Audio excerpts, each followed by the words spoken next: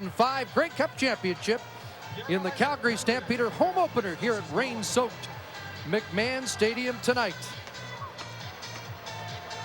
We had that lightning storm blow through about 45 minutes to an hour ago, and an unseasonable evening here. The field is wet, but it's a beautiful new field turf surface that drains well and should not be a problem tonight. There's Danny Machocha, won a Grey Cup in his rookie year, says he's hungrier than ever as he sets up defense of that title against his old mentor Tom Higgins, who looks for a measure of redemption for that season-ending Western semifinal loss against the Edmonton Eskimos last November. Well, as tough as it is to win the first Grey Cup championship, it is that much tougher to win the second. And the one reason for that is from then on, once you win one, you have the target right on your chest the next year. The Calgary Stampeders looking to make up for a year ago. Classy touch by the Stampeders is Doug Rook, who has been with this organization for 60 years, was involved in the ceremonial coin toss. And we want to salute Mr. Rook, who has been a fixture at McMahon Stadium, one of the classiest gentlemen you'll ever meet, and certainly involved in the Canadian Football League. Absolutely, and after 60 years of service in the Canadian Football League and with the Calgary Stampeders, I think it's fair to say he gets the gold watch. Can you imagine being associated with the team since 1946? There's David Allen getting set to accept the kickoff. Sean Fleming has it on the tee, and after a long wait, we are ready to open the 2006 version of the Battle of Alberta. And here's Allen, brought down before he reaches the 30-yard line, and Henry Burris will lead the Calgary offense onto the field. Henry Burris last year completing 60% of his passes, threw for over 4,000 yards. In the backfield behind him will be the single back, Joffrey Reynolds. Finished just behind Charles Roberts in the rushing totals. Nick Lewis already doing some talking in the Battle of Alberta. And a fairly young offensive line. Godfrey Ellis starts for Jamie Crysdale, perennial pro who retired. Starting lineup brought to you by Tums. Tums tackles heartburn fast. Let's see how fast Henry Burris goes to work, and that ball dropped. Maybe a wet ball and incomplete. Gibbs, the intended receiver. Gibbs going down the seam and is wide open, but watch the closing speed of Kelly Wilshire to get this rivalry going in the right direction in the very first play of the football game. Gibbs out of Northern Iowa, defensive player in college, and at the tryout camp they switched him over to tight end. Liked the way he did catch the ball, and he earned a spot on the team because Scotty Anderson is out of the lineup tonight with a bruised knee. On 2nd and 10, a completion to Brett Ralph, the former University of Alberta Golden Bear with the catch. There is a flag on the field. A lot of people are looking at the Calgary Stampeders right now, one of the teams that maybe fights with the BC Lions. Of course, you can't ever rule out the Grey Cup champion Edmonton Eskimos in the West Division. I asked Tom Higgins about that. He said last year we finished 11-7. Offside. Calgary number 11. 5-yard penalty. Still second down. 3-3 in the first half, 3-3 in the middle, 5-1 as we finished the season. They feel like this is the football team that can take that next step. They didn't make a whole lot of changes in the offseason because of that. Weren't clicking on all cylinders early as Henry Burris adapted to the new offense. First time in his CFL career, he's had the same offense 2 straight years with the same offensive coordinator. Burris throws incomplete on 2nd and 15, looking for his newest target, Elijah Thurman, another former Saskatchewan Roughrider. Yeah, just another weapon, and this is one of the few changes the Calgary Stampeders made. Steve Brattle loves to put this weapon in there. He's your offensive coordinator for the Calgary Stampeders and will be calling the plays for Henry Burris, who prefers that. But Elijah Thurman has to find out how he's going to fit in to this talented group. So Burke Dales comes in to punt. And there's TNT. Tony Tompkins, who said look for some big returns earlier in the season when there are a lot of newcomers on special teams that are getting adjusted to their new league. Let's see what Tompkins does on his first return, and it will be a big one. And Tony Tompkins is into Calgary territory. However, there is a flag on the field, and already tempers flare at the Eskimo bench. A 51-yard punt, 33 on the return. And welcome to Calgary and Edmonton 2006. Jean-Philippe Abraham, a rookie in the Edmonton lineup, made a nice block for Tony Tompkins to spring him initially. And it was over by the sideline when the extracurricular started. There was another flag on the field closer to the line of scrimmage. And we'll wait for the officials to sort things out. And there is at least one roughing call going against Edmonton. And a holding call going against Edmonton. So the Tompkins return negated. Andre Proulx is in charge here tonight. And if history tells us anything, it may be a busy night for him. Yeah, with these two teams, without question. And see what the ruling is. Holding. That was Edmonton, the first number one. 47. 10-yard penalty. Major foul. Unnecessary roughness. Edmonton 95. After the distance to goal. First down. Well, the defensive ends both involved. Sherrod Coates and Charles Alston both drawing penalties. Well, they may have missed one too. Kobe Reinhardt, the corner for the Calgary Stampeders, comes up with cleats high on J.R. LaRose. Well, Danny Machocho's upset about his team's lack of discipline in the preseason. 27 penalties, 394 yards. And they'll start back at the 12. Ricky Ray with what essentially is a lateral pass. And it's caught by Daryl Mitchell. And Mookie across the 15 to the 17-yard line as we set the Eskimos offense. Well, the Edmonton Eskimos won the Grey Cup game last year. Will have the same starting quarterback in place in Ricky Ray. And of course, the receiving corps basically the same as well. That's where the similarities stop and the changes begin, because up front, a whole bunch of new faces, not new to the organization necessarily, but new to the starting lineup. More on that as we go. 5 yards for Mitchell, who caught 11 on Labor Day here. 2nd and 5. Ray with some time to be selective and to pull it down. John Grace gets a piece of Ray as he lunges to the 20, and he will be at least a yard short of the first down. That's been the big question for the Edmonton Eskimos and Danny Machocho, one that he's been asked a bunch throughout training camp and the preseason. How will his offensive line respond? Sandy Annunziata, Chris Morris, Bruce Beaton, and Kevin Lustrud all leaving the organization. And now they go with Patrick Kabongo at tackle in his 3rd year, but a new starter. Tim Baker, a veteran, Dan Comiskey, Rhett McLean, and Joe McGrath. So not that he's worried about that position, but Danny Machocho wanting to see how they will gel. All the pundits outside the organization are worried. Yeah, here's the new punter, Rodney Williams, an import out of Georgia Tech. And he lets the ball go through his hands, and he's nailed back at the 2-yard line. Oh, a mistake by the rookie punter, who doesn't get his first ever punt off. And Marcus Howell has the tackle. Want to make your CFL debut? No, it isn't. You ever heard coaches talk about when players come out of the preseason, will they have deer in the headlights when the bullets are flying for real? Well, Rodney Williams had deer in the headlights when that ball arrived. And it's 1st and goal from the 2 for Henry Burris, with Joffrey Reynolds, the ball carrier, and he's met behind the line of scrimmage as Charles Alston stepped up and slammed the door shut.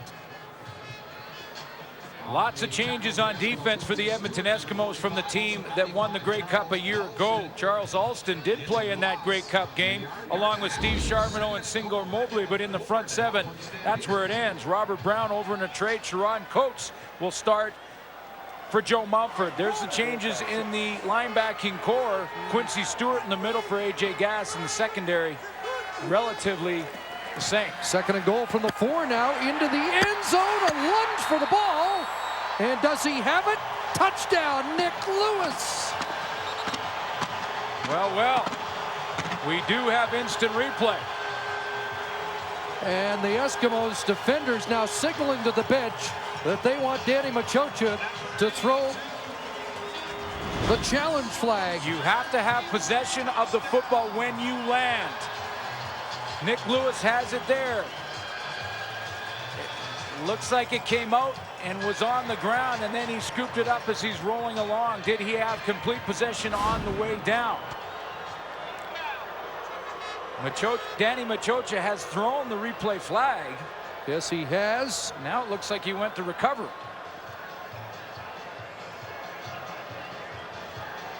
So it was thrown out, and let's see the. On the field is an incomplete pass. Oh, they Incomplete pass. didn't have to Third challenge. down. No, he didn't have to challenge because the officials got together, did the right thing. They met up, they got together, and they got all the different angles. One signal in the end zone was touchdown. Danny Machocha threw the replay flag because he saw that angle, basically what you're seeing right now, and it looks like Nick Lewis drops the football. Through the replay flag, the officials huddled up and ruled it incomplete anyway. So it's 3rd down and 4. And Sandro DeAngelis, who had the brilliant rookie season, comes in for the 11-yard chip shot. And the Stampeders draw first blood.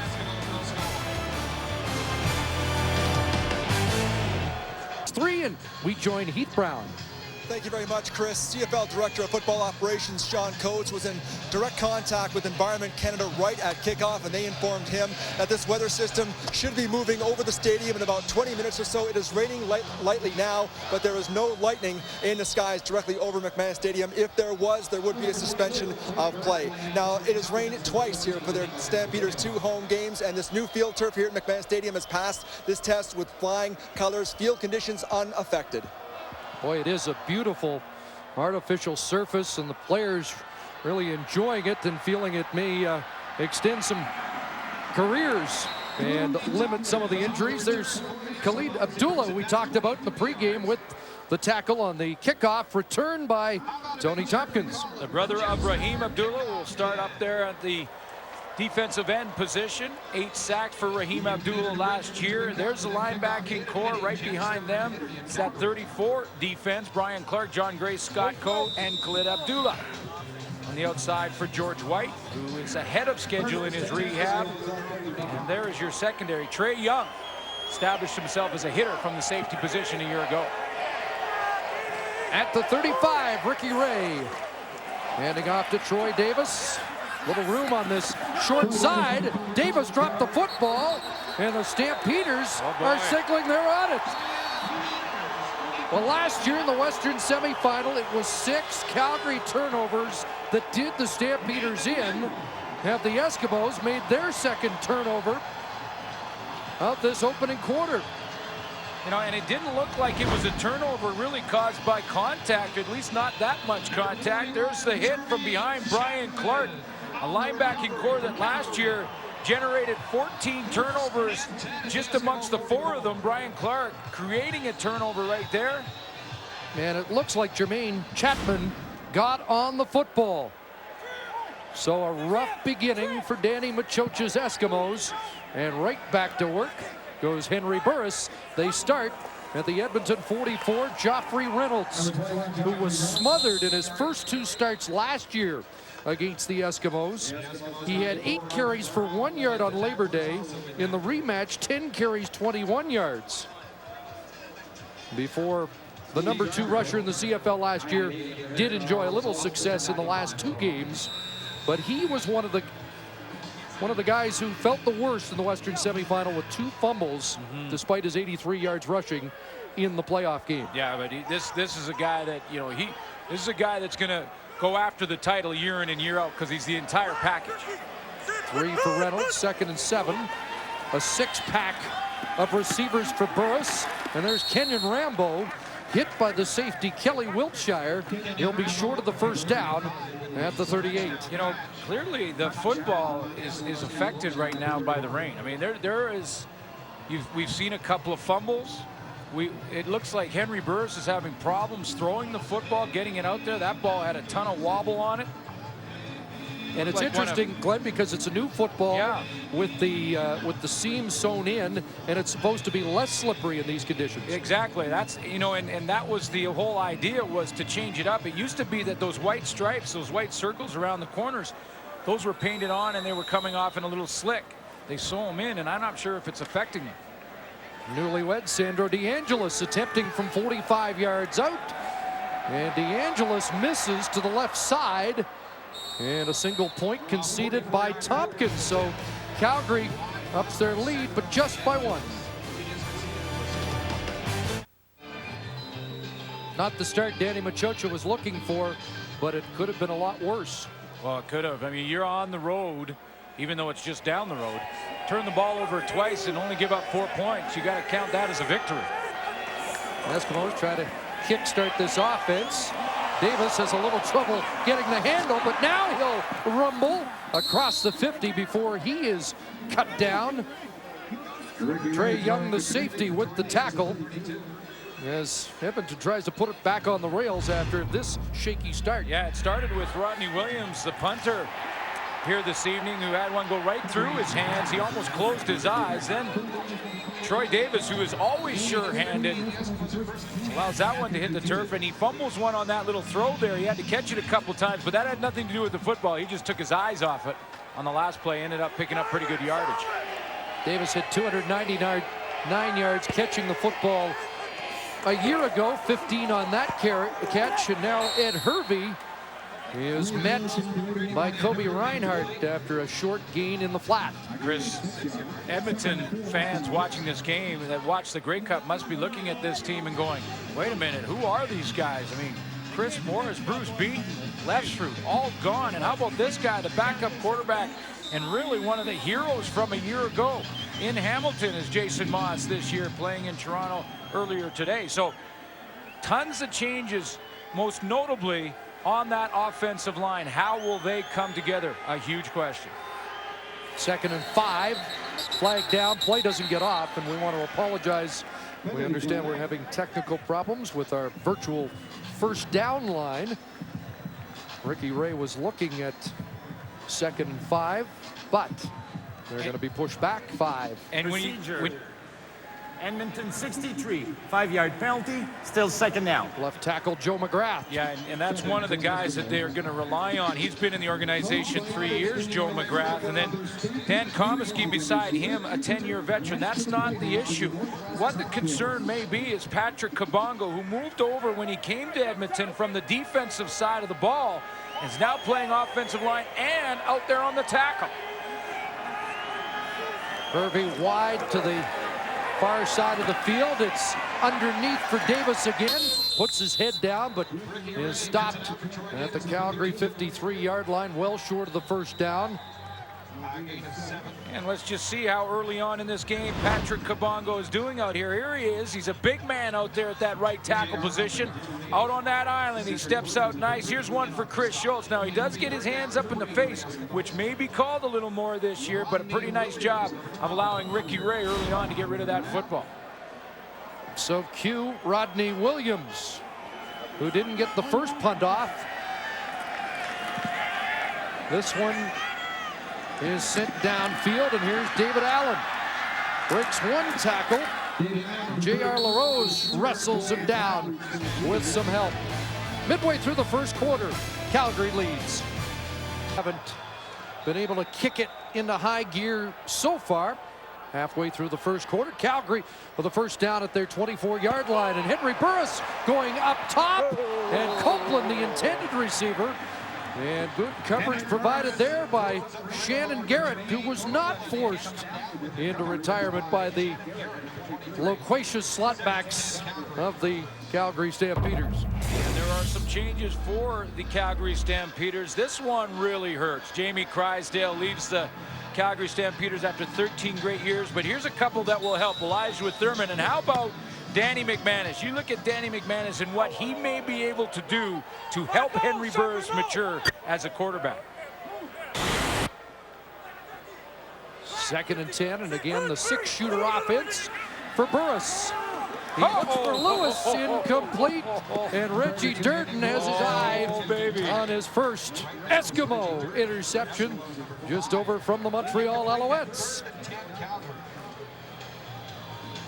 Reggie Durden had played that perfectly to the right of your screen. You're going to see him break on the out right here. He cuts underneath in perfect time. That ball goes through his hands and then through the hands of Nick Lewis. What a break by Reggie Durden, who comes over via trade. That was with Davis Sanchez, Reggie Durden, and Robert Brown, the Montreal Alouettes. There's Burke Dales, who's lost 30 pounds this year, and bunting to Tony Tompkins at the Eskimo 45. Not much room in front of the Edmonton bench. Well, Ricky Ray persevered through a trying second half, and then in the Grey Cup game was at his best. There was the tying overtime touchdown to Jason Tucker on the money. Unbelievable throw there to Tucker. And how about the third down gamble when Ricky Ray found Daryl Mitchell on 3rd and long? I thought one of the big plays of the Grey Cup game. And you know, that's why you never, no matter how many changes the Edmonton Eskimos have made this year, and they've had to make a bunch, again, as long as you have Ricky Ray or a Dave Dickinson at quarterback, you've got a chance. Grey Cup record 35 completions, but Danny Machocha doesn't want him throwing that much this year. Here's the flanker screen to Ed Hervey, and he is brought down by Trey Young. 3 Grey Cup appearances, the MVP in 2005, and in Grey Cup games, completing 66% of his passes for close to 1,000 yards. And look at the TD to interception ratio. And in 3 years in the Canadian Football League. But let's be honest, they don't get there without Jason Moss. No question. I found it interesting. Danny Machocha watched tape of a 16-play drive in the Western Semi engineered by Moss, along with Ray this week, to kind of remind him, be patient. That's the kind of offense they're looking for this season. And Troy Davis on 2nd and 3 is stuffed at the line. And Danny Machocha's got a decision to make here. No gain, and out comes the punt unit. Well, you got to think field position, especially being behind in the way it's gone early on for Danny Machocha, with a couple of turnovers that his defense bailed him out of, with only 4 points on the board for the Calgary Stampeders, especially when they had one of those turnovers inside the 10-yard line. So good decision to think about field position at this point in the game. Taylor Inglis, who grew up an Eskimo fan, the long snapper on the money to Williams, and this one off the side of his foot. So Rodney Williams having a nightmarish first quarter. A 20-yard punt by Rodney Williams. Here's Joffrey Reynolds, high stepping outside, and Reynolds up to the 38-yard line has 7 yards. We want to say happy 41st birthday, not to Henry Burris, but to his backup, Danny McManus, who really is a terrific insurance policy for the Stamps. Boy, is he ever. You know, he started out with the Edmonton. He went from Hamilton to the Edmonton Eskimos and then was traded to Calgary. And a nice pickup by Tom Higgins, who now has a guy that he may go to. I asked Tom Higgins that. It's not just here to help Henry Burris. He may go to them if Burris struggles. Reynolds broke the first tackle. Joffrey Reynolds across midfield, and now it's a foot race, and Reynolds finally forced out at the 27 of Edmonton.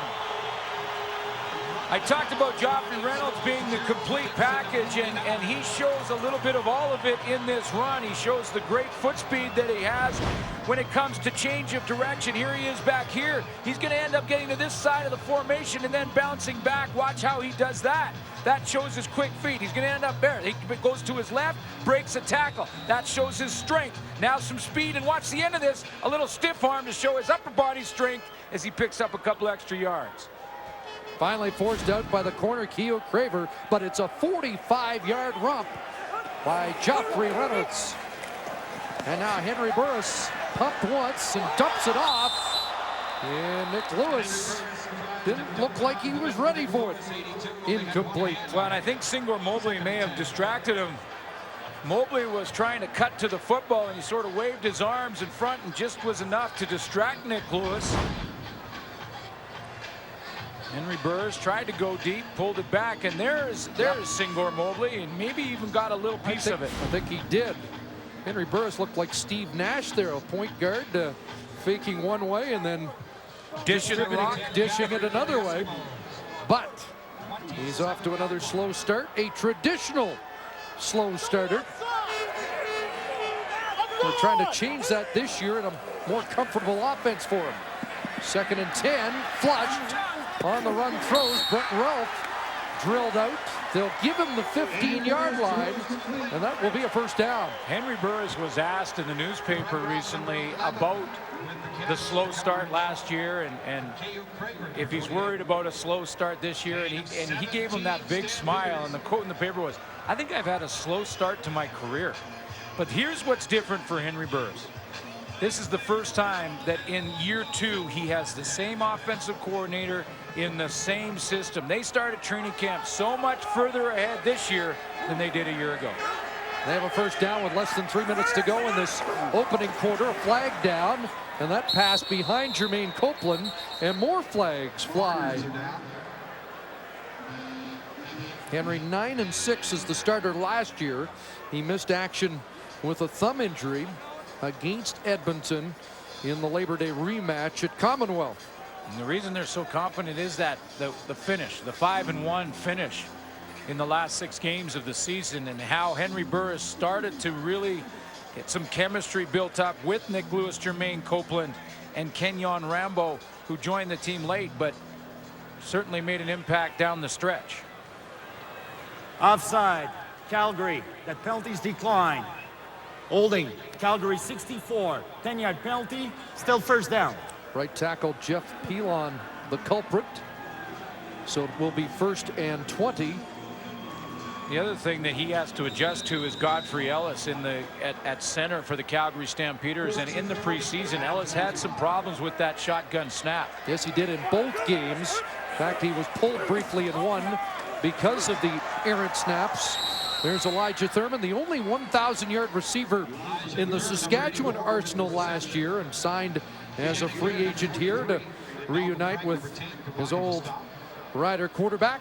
Yeah, and he's just got to fit into what is a talented group. And, you know, just to get back to that snap and Godfrey Ellis, Chris, and I would relate it to being a holder on field goals, which I was. If the holder has to think about the center's job, it really distracts you in trying to accomplish your job. Ellis with 8 games last year, replacing the injured, now retired Jamie Crysdale. 2nd and 16. It's gunned into the flat. Kenyon Rambo to the 10. He's forced out there. So it will be 3rd down. Rambo, who had a touchdown in the season opener a year ago, which, by the way, was 2 weeks later, you know, on Canada Day. Sorry, Chris. It appears that the Calgary Stampeders have all the momentum right now in this game, although every time they get down into the red zone, the green zone, the scoring zone, whatever color you want to call it, and come away with field goal attempts, that just adds to their frustration at home in their opener, and it swings that momentum over to the Edmonton Eskimos.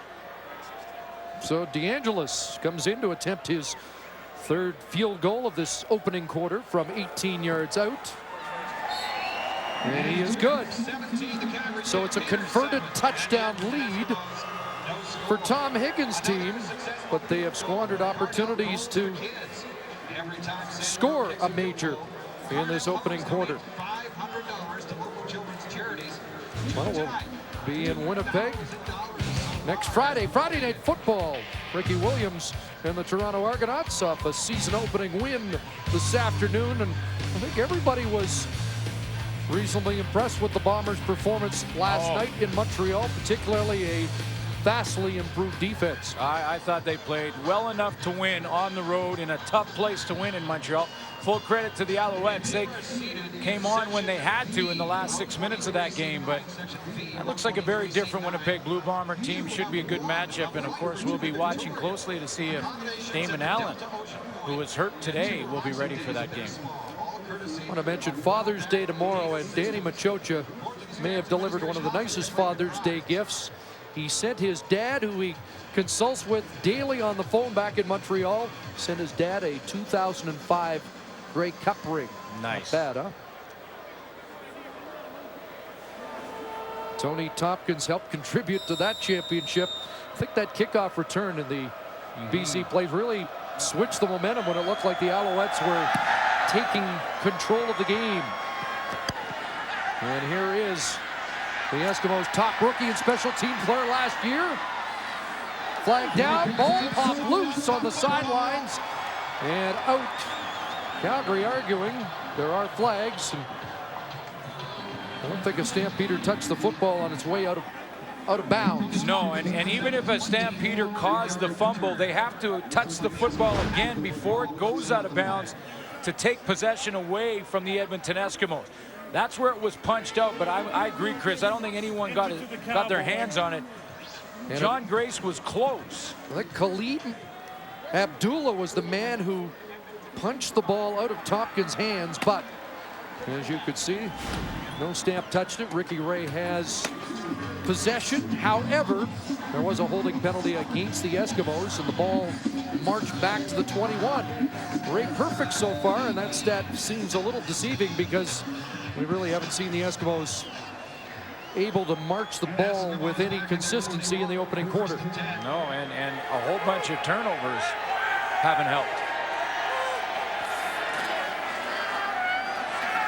Ray straight back, underneath it goes. Hervey the catch. Before he was injured last year, they wanted to make in Hervey a bigger part of this offensive package. Well, and if that offensive line can give Ricky Ray a little bit of time, he's got the targets. I mean, just look at the career numbers for the three go-to receivers. Jason Tucker probably the #1 guy when they get down close to the goal line, even though he's a little bit behind Hervey and Mitchell in the overall touchdown department over the last couple of years. It's been Tucker time inside the red zone. 2nd and a yard. And that yard tough to acquire for Matthew Bertrand, the Quebec City native. Last 2 years for Jason Tucker, 22 touchdowns in the regular season. Not to mention what he's done in the postseason. And I don't think I'm giving away any secrets to any defensive backs in the entire Canadian Football League when I say when the Edmonton Eskimos get down inside the 20-yard line, Jason Tucker at some point will run a corner route. Yes, he will. And everyone knows that, and still can't stop it. Can't stop it. And as you can see, Bertrand will be a foot short. Told you the story about Danny Machocha sending Dad a Grey Cup ring. Jason Tucker wishes he'd send him a ring because he had his 2003 Grey Cup ring stolen. He, of course, the MVP of that game. And during preseason, when the Eskimos were on the road, he had his truck broken into, and he's without that nice piece of jewelry. It's a good thing he didn't see the guy who stole it, because I guarantee he would have chased him down. And would have caught him. Yep. Well, 31-yard line. It's 3rd down and a foot. They hunker down, and Ray will plunge ahead. And behind Rhett McLean, Tim Baker, and Dan Comiskey Now, should have it. Sorry, Chris, the spot of this ball under the new rules is reviewable in the new instant replay system. And it can only be on a 3rd down attempt at a 1st down. So depending on where the spot of this ball is, because it's in Edmonton's own end of the field, it could be interesting to see if it is a 1st down and Tom Higgins may decide to, and I don't know. They're going to give it to him. By an eyelash. Wow. And you know, you saw that pile, and I'm not sure how you'd ever get conclusive evidence on that kind of play. And that's why it's a risk to challenge a play like that. But it is in the rules that you can challenge on 3rd down, not on 2nd down if it's 2nd and inches, but on 3rd down you can challenge the spot of the football. Should be the final play of this opening quarter.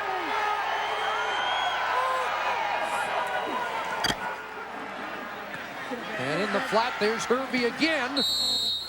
The man that the Stampeder slot back said was over the hill, but Herbie's been good in this first quarter. By Rona, proud league-wide sponsor of the CFL. Sorry, Chris, a defensive struggle in the first quarter of play with just 5 total first downs between the two teams, with quarterbacks the likes of Ricky Ray and Henry Burris should be higher. And I think maybe the story of that first quarter is the fact that there was only 4 points off the 2 turnovers by the Edmonton Eskimos. We talked in the pregame about the fact the Eskimos have just 3 of their front 7 from the Grey Cup game in the lineup, but they have been stingy on defense so far. Well, they have, considering it's been sudden change when they've had those turnovers. 1 turnover inside their 5-yard line, and all Calgary came up with was a field goal attempt and the field goal. So, 4 points off turnovers when you're on the road is huge. So just a 1 touchdown lead for Calgary, and Danny Machocha's team roared back in the Western Semi from a 14-point deficit to end Calgary's season and to start their march in the postseason to the Grey Cup Championship. The 13th in the history of the Eskimos. Here's Troy Davis trying to get outside and unable to do so. It sure looked like there was a face mask. It looked like Troy Davis. He's trying to just keep his balance. Someone was yanking. It looked like his face mask. Demetrius Maxey was involved in the tackle. The 13-year veteran, 4th year here in Calgary. Well, he only played 6 games last year. He's injured, but he had 5 sacks in those games and 58 sacks in the career. It's a 13-year career for Demetrius Maxey, and he's bounced around down the National Football League for a while and back and forth in the Canadian Football League. Loss of 2, 2nd and 12. We haven't called Jason Tucker's name yet. We've called Ed Hervey's, and we'll do it again as Hervey struts into Calgary territory at the Stampeder 50-yard line. That's one of the reasons that Ed Hervey has been such a great receiver for so long. Number one, he can recognize defenses quickly, but watch his stride after he catches his football. He turns around, and in 3 steps, 1, 2, 3, he has got the corner and is on the sideline for good yardage. He has such a long stride that in 2 or 3 steps, he can go where it takes most football players 3 or 4 or 5 steps to make up. And I think that's one of the reasons that he has that great speed and has been such a good receiver for so long. World-class speed, USC track star. No touchdowns in 10 regular season games last year, but a big one in the Grey Cup. There's Jason Tucker, and he has the catch at the Calgary 20-yard line. It's a 30-yard pickup. Ray to Tucker, that firm back in business. It's all about angles oftentimes in football and whether or not the receiver can get the best angle. Jermaine Chapman is covering Jason Tucker going down the seam, and what Tucker does is he gets inside position in the man-to-man defense. Chapman on the outside here, he thinks that he's got safety help. He's looking for Trey Young to come over and give him some help a little sooner than that. Trey Young is slow. Tucker gets down that seam. In 3 regular season games last year, Tucker 23 catches, 276 yards, a pair of touchdowns.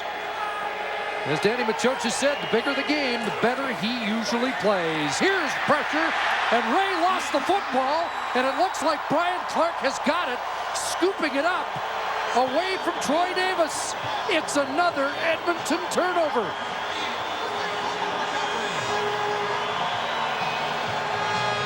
And there is no way that Danny Machocha could challenge this play, in that when you look at Ricky Ray, I don't think he even got it up over his shoulder. Looked like he was going to throw it forward. It was stripped out before he got it up over his shoulder. Here it comes around the corner. Brian Clark gets his right hand on it, and that is before Ricky Ray gets it up in the throwing position, because on a fumble ruling like that, when the quarterback is hit while throwing, it is reviewable. But it didn't look like Danny Machocha had the chance to do it. Wonder if Troy Davis missed an assignment as they confer with him. And now David Allen coming around, and that didn't fool the Eskimos defense. Singor Mobley, the mainstay and the leading tackler for the green and gold the past 2 years, stops Allen before he can turn the corner. Well, we talked about the linebackers of Calgary in the pregame. Last year they caused 14 turnovers, 7 fumble recoveries, 7 interceptions. Here's number 1 of 2006. Yeah, here's Troy Davis. We're just to see if he maybe missed that block, and it looked like he got a piece, but not enough. And that's another hit on the quarterback, and that's why the coaching staff was talking to Troy Davis. 2nd and 8. And in the flat. Oh, look out. Oh, baby. Keyu Craver had 6, and he couldn't hang on.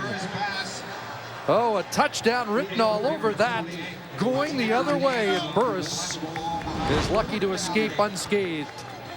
Western Final, Keyu Craver with an interception and a couple of knockdowns a year ago. He also had a couple of knockdowns in the Grey Cup game. Did not have an interception in that one and should have had that game. Some defensive back coaches will say a knockdown's as good as an interception. I disagree. That was a touchdown for Craver. That would have tied this game. Instead, it is just a punting situation for the Stampeders. Burke Dales kicking to Tony Tompkins. Edmonton 34-yard line. Thompson is nailed. Helmet pops loose. That's the Battle of Alberta. Scott Coe celebrates. Yeah. Good tension at the Eskimo bench, I guess, after that hellacious hit. Khalid Abdullah and Scott Coe. Oh, man. And he lost a contact after that. I'm sure they're making sure it wasn't just contact. Like, okay, his nose is there. That's good. That's a good sign. Got all his teeth. Fix up the eye and get the contact back in. Where's his pads? His helmet's still out there probably. Now, you know, Scott Coe gets fired up for every game, but maybe amps up a little bit more when the rivals come to town. That pass broken up, intended for Hervey, and more flags flying at the line of scrimmage. And it is going against Edmonton. Scott Coe with 10 tackles in 1 game against Edmonton last year and 23 in the 3 regular season games. And I think he's outdone himself once again. Yes, do not adjust your sets. That is the way his hair looks. Edmonton 56, 10-yard penalty, still first down. Here's Patrick Kabongo getting called on the hold. Yeah, and I'm sure Danny Machocha expects Patrick Kabongo to get a couple of penalties as he finds his way in that offensive line. But you know what Patrick Kabongo did in the offseason? As of about February, was in the office every single day, studying film, working on technique, working in the weight room. So it's 1st and 20. Davis the draw, and Troy Davis up to the 21-yard line, met there by the top defensive player in the Canadian Football League last year, John Amazing Grace. 8 sacks, 3 fumble recoveries, 75 tackles, which ranked him 6th in the CFL a year ago. 83 total, 75 on defense, and he had some kind of year. You've seen the movie X-Men, right? These are the X-Men. They are the 4 horsemen, but you like the X-Men. I like the X-Men. He would be hawk because he's like a ball hawk. He's always at the football. Another flag. Hervey in the flat and almost picked off. Cedric Williams, the rookie on the corner, replacing the injured Krantz Clemens. Nearly had 6 the other way. But this flag going against the Stamps. Cedric Williams is one of the positions. Calgary 53, 5-yard penalty, still second down. Raheem Abdullah jumped the gun. This is one of the positions that Tom Higgins was watching closely, and pretty nice break there by Cedric Williams, the rookie on the corner. There have been a few Eskimo incompletions, but they've been wiped out by penalties, so officially, Ricky Ray still perfect on the night. He's 9 for 9.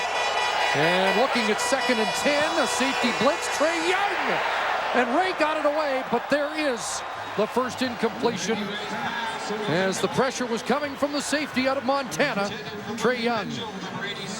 Well, what they try and do is rotate the defense in that they're going to bring Trae Young and put him down in here, and right here is Jermaine Chapman.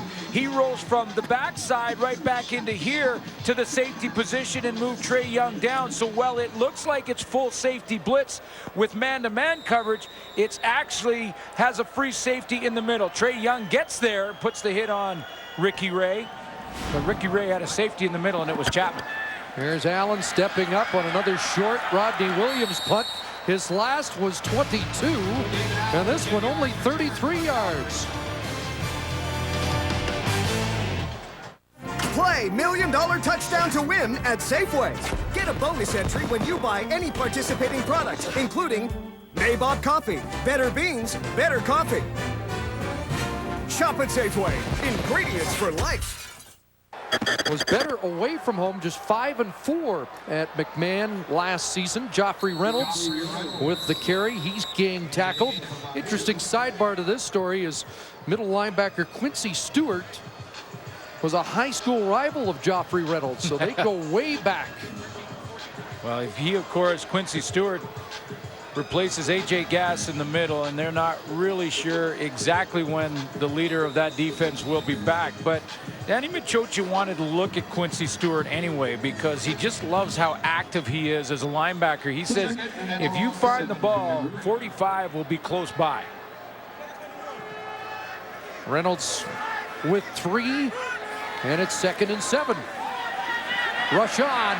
Burris in trouble. Steve Charbonneau trying to track him down. Henry back at the 30, and wisely has to throw the football away. And just to get it back to the line of scrimmage, he had to throw that ball at least 35 yards. Yeah, he did. And it's a good thing he did, too, because I'm not sure that there was a Calgary receiver in the area. But if Henry Burris throws the ball over the line of scrimmage, there doesn't have to be. But it was a long throw just to get it to that point. And Charbonneau is smiling because that's not the kind of foot race he's going to win, but it was enough to put heat on Burris and to make him throw the football away. And Burris just 4 for 12 in this opening half. Dale's trying to coffin corner it. Tompkins let it go, and he gets the preferable bounce for the Eskimos. He wanted to give up the single, and there's Khalid Abdullah, who apparently doesn't know the no yards rule, and it may not be 8-0. We'll wait and see. The punting game in the Canadian Football League. Abdullah with the 15-yard no yards call. And it comes out to the 40-yard line, and it remains 7-0. Ricky Ray unloads. Bertrand flags down as Bertrand was tackled by Chapman. Khalid Abdullah may just got his 2nd consecutive penalty. He was coming on the backside on that blitz. He, of course, did not get out of the 5-yard restraining zone on the punt and didn't make an attempt to. That's why it was a 15-yard penalty. Big Brother didn't tell him about the no yards. He didn't explain the no yards rule, and he should know the late hit Roughing rule. the passer. Calgary 42, 15-yard penalty, 1st down. And Big Brother may have to settle him down now. Here he is. He's the free man on the outside. Now Ricky Ray knows that he's free and just has to get rid of the football in time. There's the throw, and that was pretty close. Here's the no yards, and watch Wes Lysak Going, no. Here, come over to the sideline. I'm going to coach you up on this unique rule to Canadian football. So the rookie has cost them a point and 30 yards in 2 plays. Yeah, but that was a very close call on that late hit. I'm not so sure. Ray on a roll. Abdullah in pursuit. And nearly drew another penalty, a completion to Trevor Gaylor. And I'll tell you, Andre Proulx took a long look at Abdullah after he made contact with Ray once again. Now you have to be in control of your body. I wouldn't mind going back to that late hit one more time because this is giving the Edmonton Eskimos instant field position. Khalid Abdullah comes around the edge, and it looked to me like he left his feet, and then once he's in the air, well, no, he did take a half a step.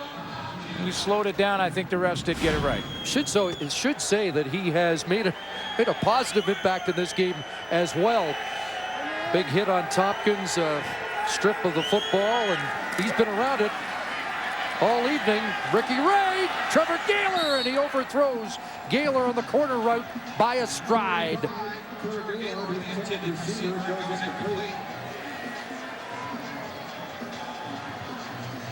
And it'll be third down. Gaylor, a man that the Eskimos think has a bigger upside than we saw a year ago when he just finished short of 1,000 yards, and they think he's a 1,200 to 1,300 yard receiver in this offense. Yeah, and again, his problem has been, Trevor Gaylor's problem has been when he's dropped a couple of key ones and then the quarterback loses a little confidence, but they think he can take the next step.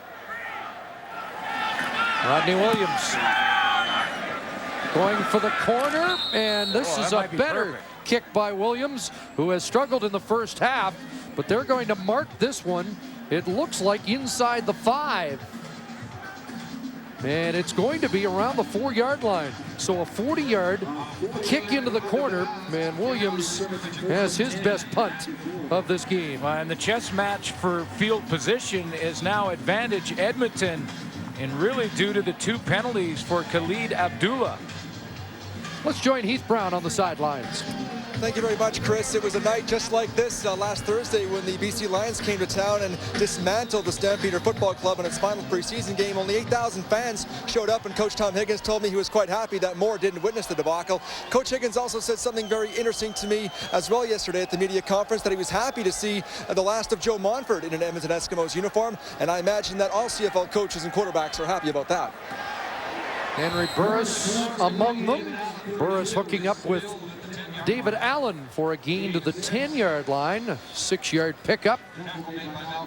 So without Montford and Rashad Genty going to the NFL, it's 2 new defensive ends for Danny Machocha, Charles Alston, and Sherrod Coates tonight. They really like Andre Summersell, who is out with an ankle and should be back for game 2. This is a strange one with Joe Montford. More on that after this play. 2nd and 4. Short drop over the middle. Jermaine Copeland breaks a tackle, and he's still going to the 31. Finally brought down by Malcolm Frank. Well, yak yards after the catch. Very important for both these slot backs, and they're great at it. Nick Lewis and Jermaine Copeland, who's going to just run underneath right here. But watch what he does after he catches the football.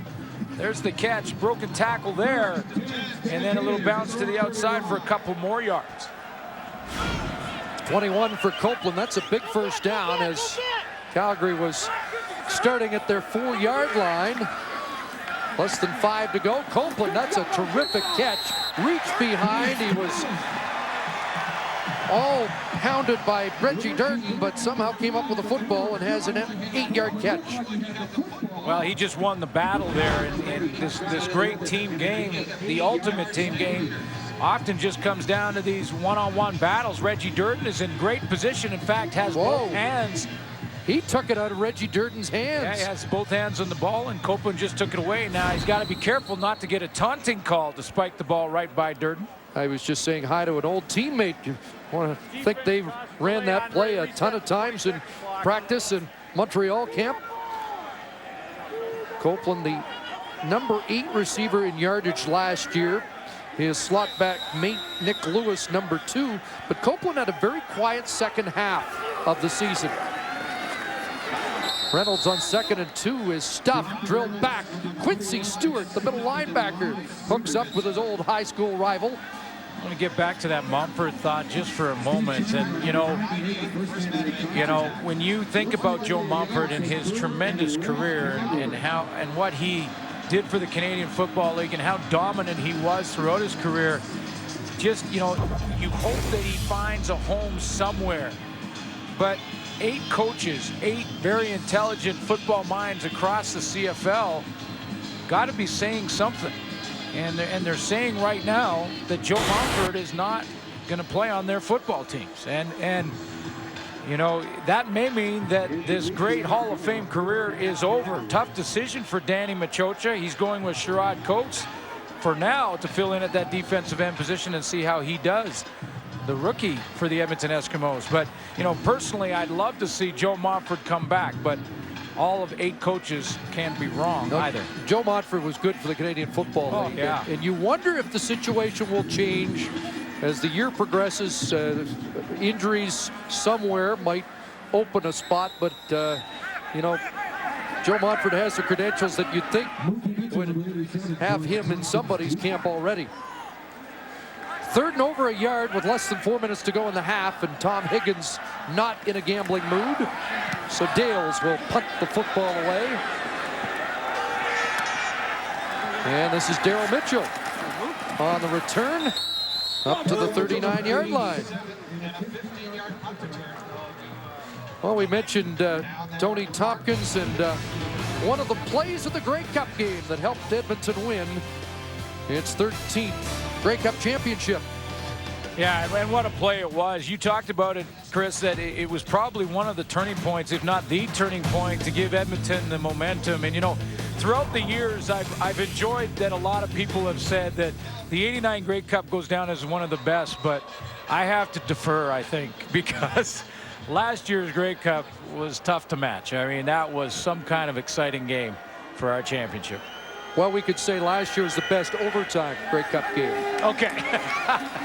Thanks for that, by the way. Ball batted down and falls incomplete. And was that Brian Clark that got a mitt? As those linebackers get involved again. Yeah, and that's what it is. That's exactly what it is. We've seen Trey Young come down a little bit, but primarily it's the linebackers that are causing Ricky Ray to struggle now as this second quarter goes on.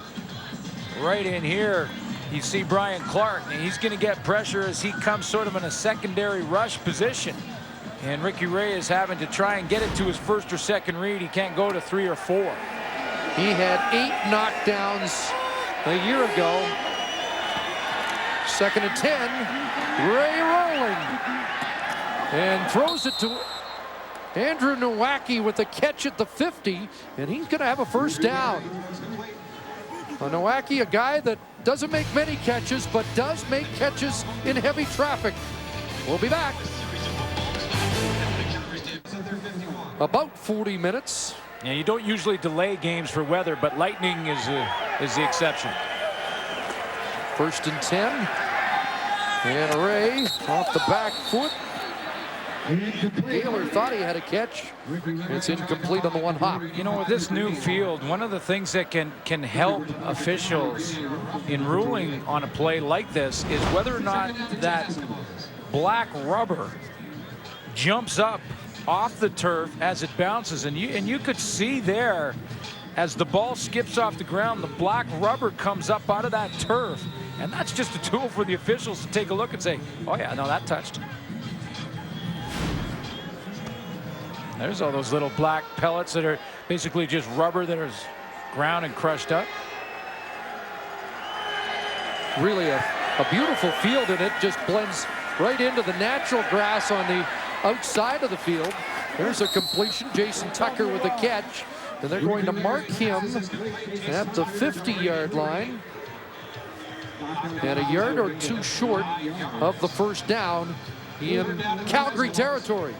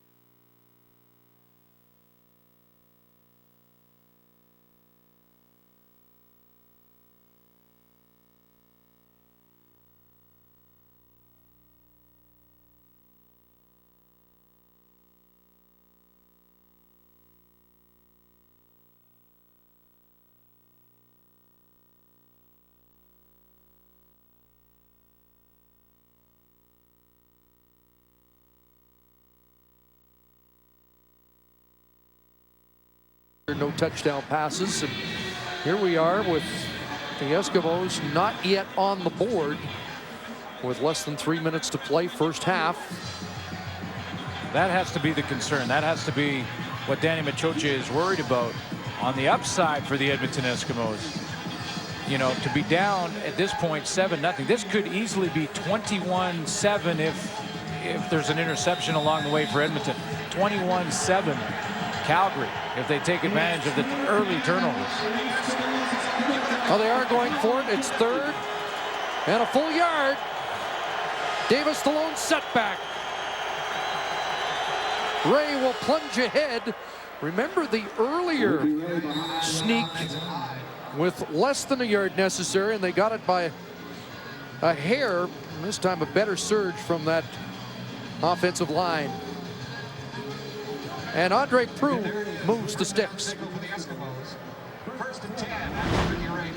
Without even a measurement, so that was a good push. You know, and that's one thing that Patrick Kabongo will be great at. Whenever it gets down to short yardage, Patrick Kabongo is that right tackle we've been talking about. He's a big man. I mean, that you go 6'7", 344 pounds. Get that going forward and try and stop it. That's one big Cornhusker out of Nebraska. Will play action from Ricky Ray and into the flat for Matthew Bertrand. You see what Ricky Ray is doing now to try and help himself and get away from those linebackers. He's trying to move the pocket a little bit, throw on the rollout, move the pocket inside the tackles. In other words, rather than dropping straight back, he's going right offside the tackles and even sometimes getting outside. And that's just an effort by Danny Machocha and Ricky Ray to change it up offensively to get him outside and away from pressure. In 2003, Ricky Ray's Eskimo offense was the highest scoring team in the CFL. He left for a year. When he came back last year, the Eskimos were ranked 7th in points scored. Plenty of weapons, though. Underneath, there's Daryl Mitchell, his trademark crossing pattern. And it's a first down. The Eskimos threatening here at the 27 of Calgary with less than 90 seconds to play in the opening half. Remember how we showed the rotating defense? Here it is again, the rotation from backside halfback where safety comes down. One of the problems with that defensively is it opens up the middle. While these two defenders are rotating, the middle of that defense becomes a little vulnerable as they try and get set up. That's exactly where Edmonton attacks. They go to Daryl Mitchell and he picks up good yardage on his own. So the Eskimos threatening. 1st and 10, early movement as Demetrius Maxey appeared to jump ahead of the snap. Find out if he was drawn offside.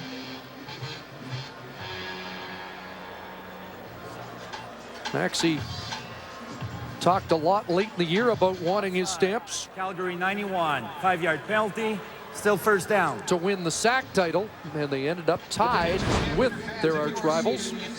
47 apiece to lead the CFL. 1, 2, 3, and yeah. Demetrius Maxey is quick, but he's not that quick.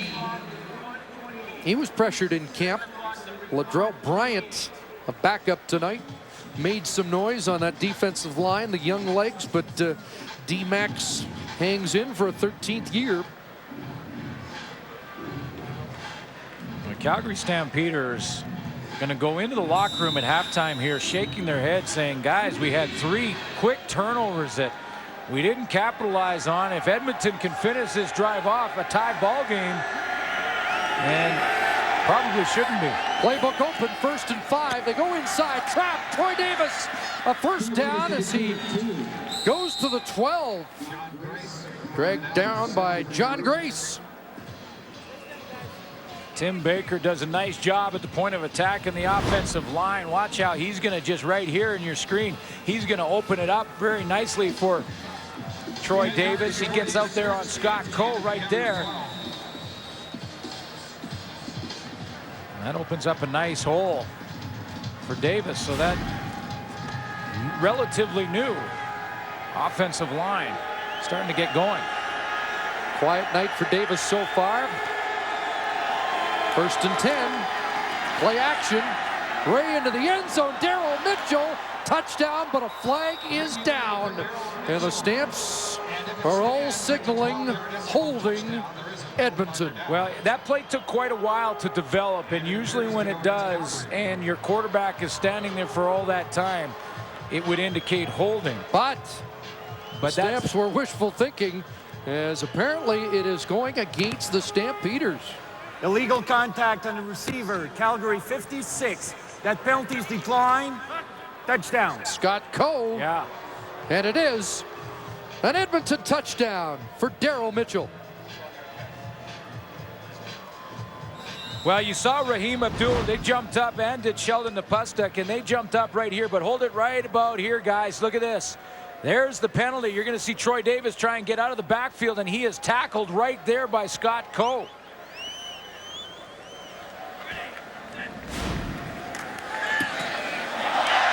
Extra point is blocked. Trey Young with it, and he's knocked down. So the Eskimos score a major late, but fail to convert.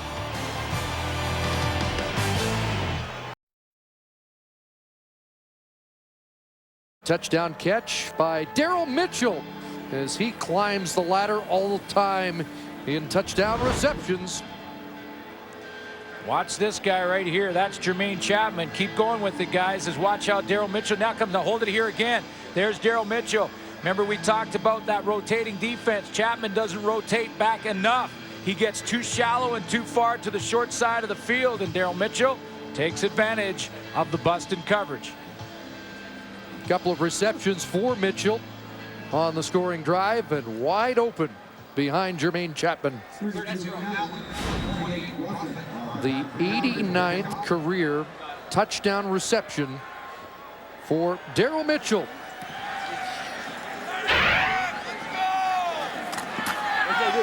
Let's go, hit it. And Cody Ryder, look out, J.R.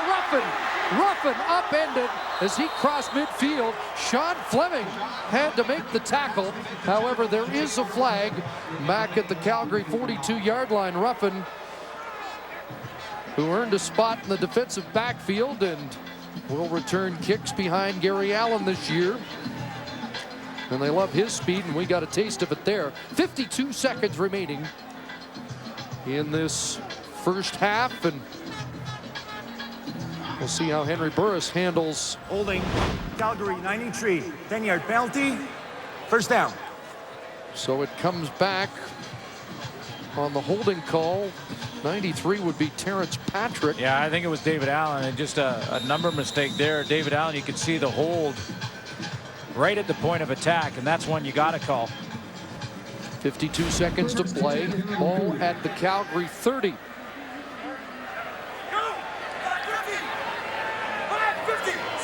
Six receiver set. Burris. Kenyon Rambo stretches out, and he'll have a 6-yard gain at the 36. Well, he's in pretty impressive company now. He sure is. Just past Tom Scott for receiving touchdowns, and there's the list. Daryl Mitchell. It's a little bit closer to another former Edmonton Eskimo, Brian Kelly. The great Alan Pitts and Milt Stiegel, who we thought had number 127 last night. Here's Bo Gibbs, and he's collared by Singor Mobley, short of the first down. Gibbs a big target at 6'4", and it's third down and a yard. And well, what's Tom Higgins going to do with 40 seconds on the clock? Well, this becomes that much tougher of a call for Tom Higgins because of where the Calgary Stampeders are on the field. And I think you punt here, don't you? I do too. Yeah. And here's why. Because a gamble here may not get you any upside because of the time on the clock. There's only 40 seconds left. So the question is, will Henry Burris, even if you're successful on the gamble, have enough time to get into the area to get some points? So basically, the upside isn't there. The downside is because you're in your own end, and you get automatic points for Edmonton if they hold them. Yeah, and then you're heading to the dressing room with all the momentum going Edmonton's way. Now, having said that, punting the ball away doesn't mean instant field position when you have Tony Tompkins back there.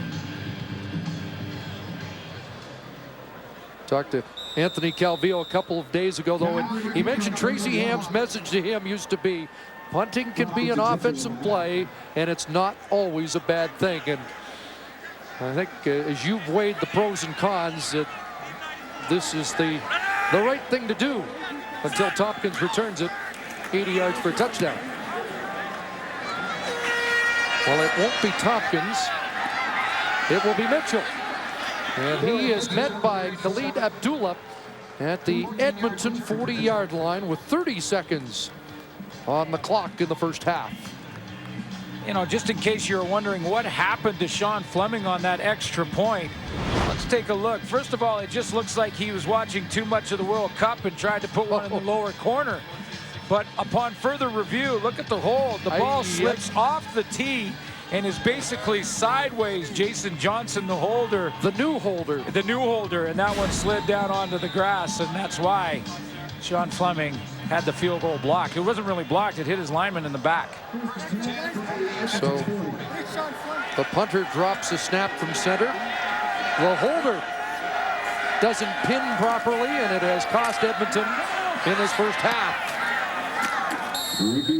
Jason Tucker with a catch at the 52-yard line, and there's enough time for Ricky Ray to put points on the board. Yeah, there is, and I like that about both offenses when they came on the field. When Henry Burris came out there, he had about a minute to go and was real aggressive. Of course, that's plenty of time, but Danny Machocha and Ricky Ray, the same thing. They're coming out and trying to get some points, trying to get their offense moving.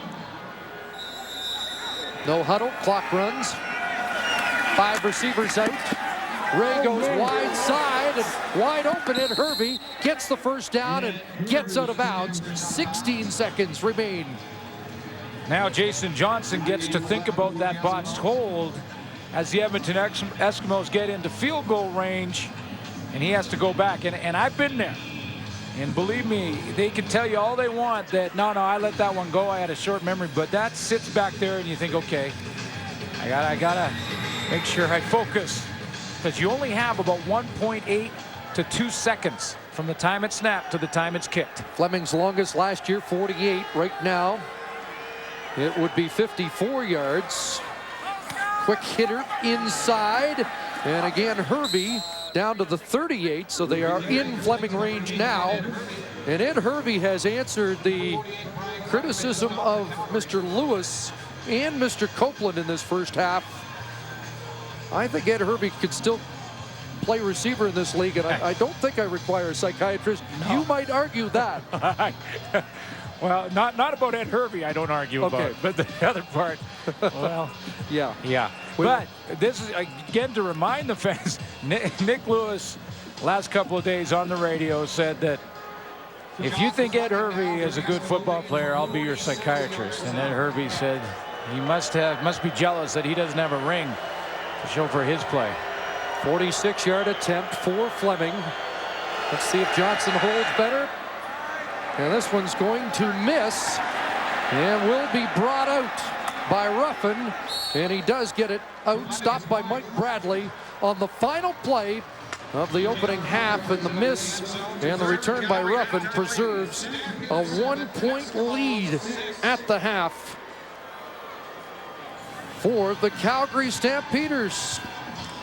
Not a good half for the Eskimos offense as we throw it to Dave Randall.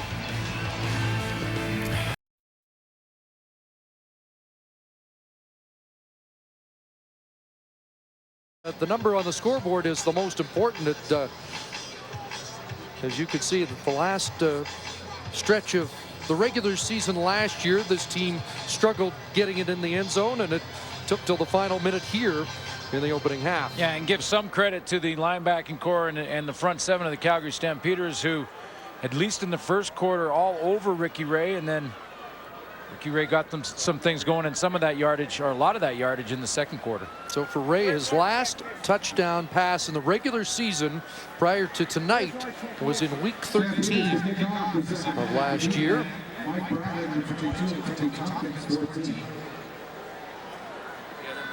So not a particularly well played opening half, but it's early in the season, and we could have some fireworks in the second half. Sandro DeAngelis came out early and was working on his game, kicking field goals during the halftime to get his stroke down. Not sure what the delay is here. Now the officials getting into position.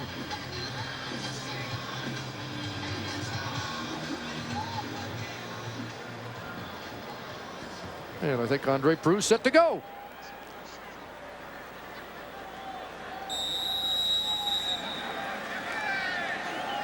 Tony Tompkins and Mike Bradley are deep.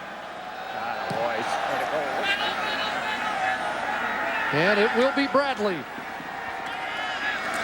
And Mike Bradley out across the 35-yard line. First contact made by Joey Bosse. Well, usually when a quarterback has about 200 yards and a half, you think he was pretty sharp. What was your assessment? Well, first of all, they have to eliminate the turnovers that Danny Machocha talked about, but I thought that Ricky Ray started to change up the offense by moving the pocket around a little bit, and they may want to go back to Troy Davis. Troy Davis can always bring you that balance offensively and maybe open up the passing game and play action. And we talk about the struggles this team had last year before Troy Davis, and it was the fact they did not have a running game. In fact, this team was ranked last rushing the football in 2005, and Ricky Ray met up Sheldon Nepashchuk and Demetrius Maxey meet at the quarterback. There's the pressure I just alluded to, and that's what's been a bit of the problem. Not that Ricky Ray has taken a lot of sacks, but he has taken hits, and he has had to rush his throws, and that's because of the pressure from the front seven. You'll see it again. Sheldon Nepashchuk and Demetrius Maxey just in front of Brian Clark, the nose guard, and then step right into Ricky Ray. Loss of 7, 2nd and 17, a flag down, and a pass intended for Trevor Gaylord falls incomplete. And another late flag comes down in the neighborhood of the intended receiver. Well, I know fans have heard this many times, that it takes offenses a little bit longer to gel than it does defenses when you're coming out of training camp, and it is a very short training camp, relatively speaking. I mean, back in the old days, it used to be a month and a half of training camp. Over 120 people would show up, and now it's basically 2 weeks, 2 preseason games. So offenses take a little bit long. Having said that, this is a sloppy game offensively for both teams.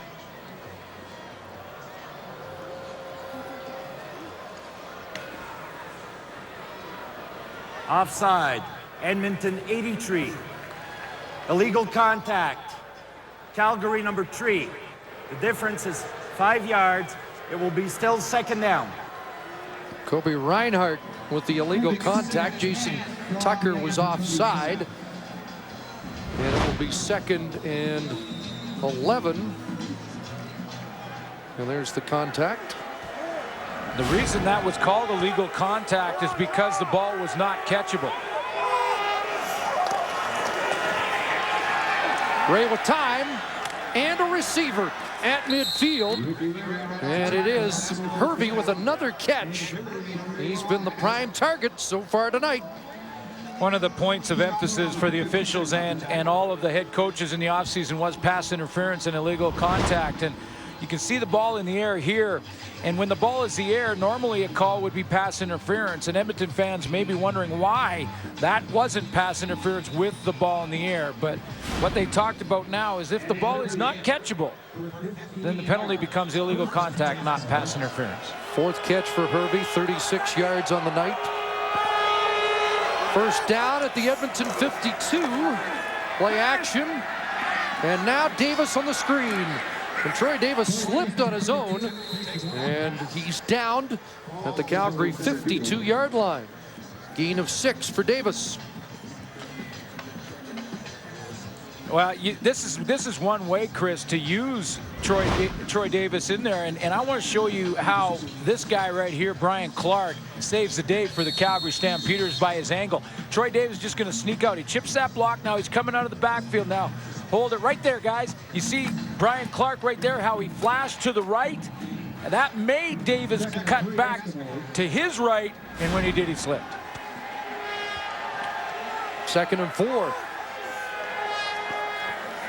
And Ray, incomplete, short hops. Gaylor on the wide side. And this is what I'm talking about, a sloppy football game offensively for both teams. I mean, Troy Davis makes that cut 99 times out of 100 and doesn't fall down. You know, that ball is complete 99 times out of 100 from Ricky Ray. It just, for whatever reasons, whether it be weather, early in the season, the opponent, I'm not sure.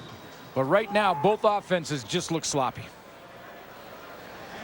Well, if you joined us late the first time, Rodney Williams dropped back to punt. He dropped the snap from center and was downed at the 2-yard line. He kicks this out of bounds and appears to be gaining some confidence, and they are going to mark this at the 16 of Calgary.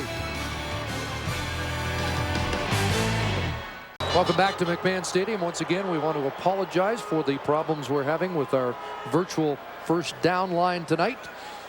At the 16, the Stamps go to work, and here's Joffrey Reynolds with room off the right side, past Wiltshire, into the secondary, across midfield, and down to the Edmonton 40-yard line.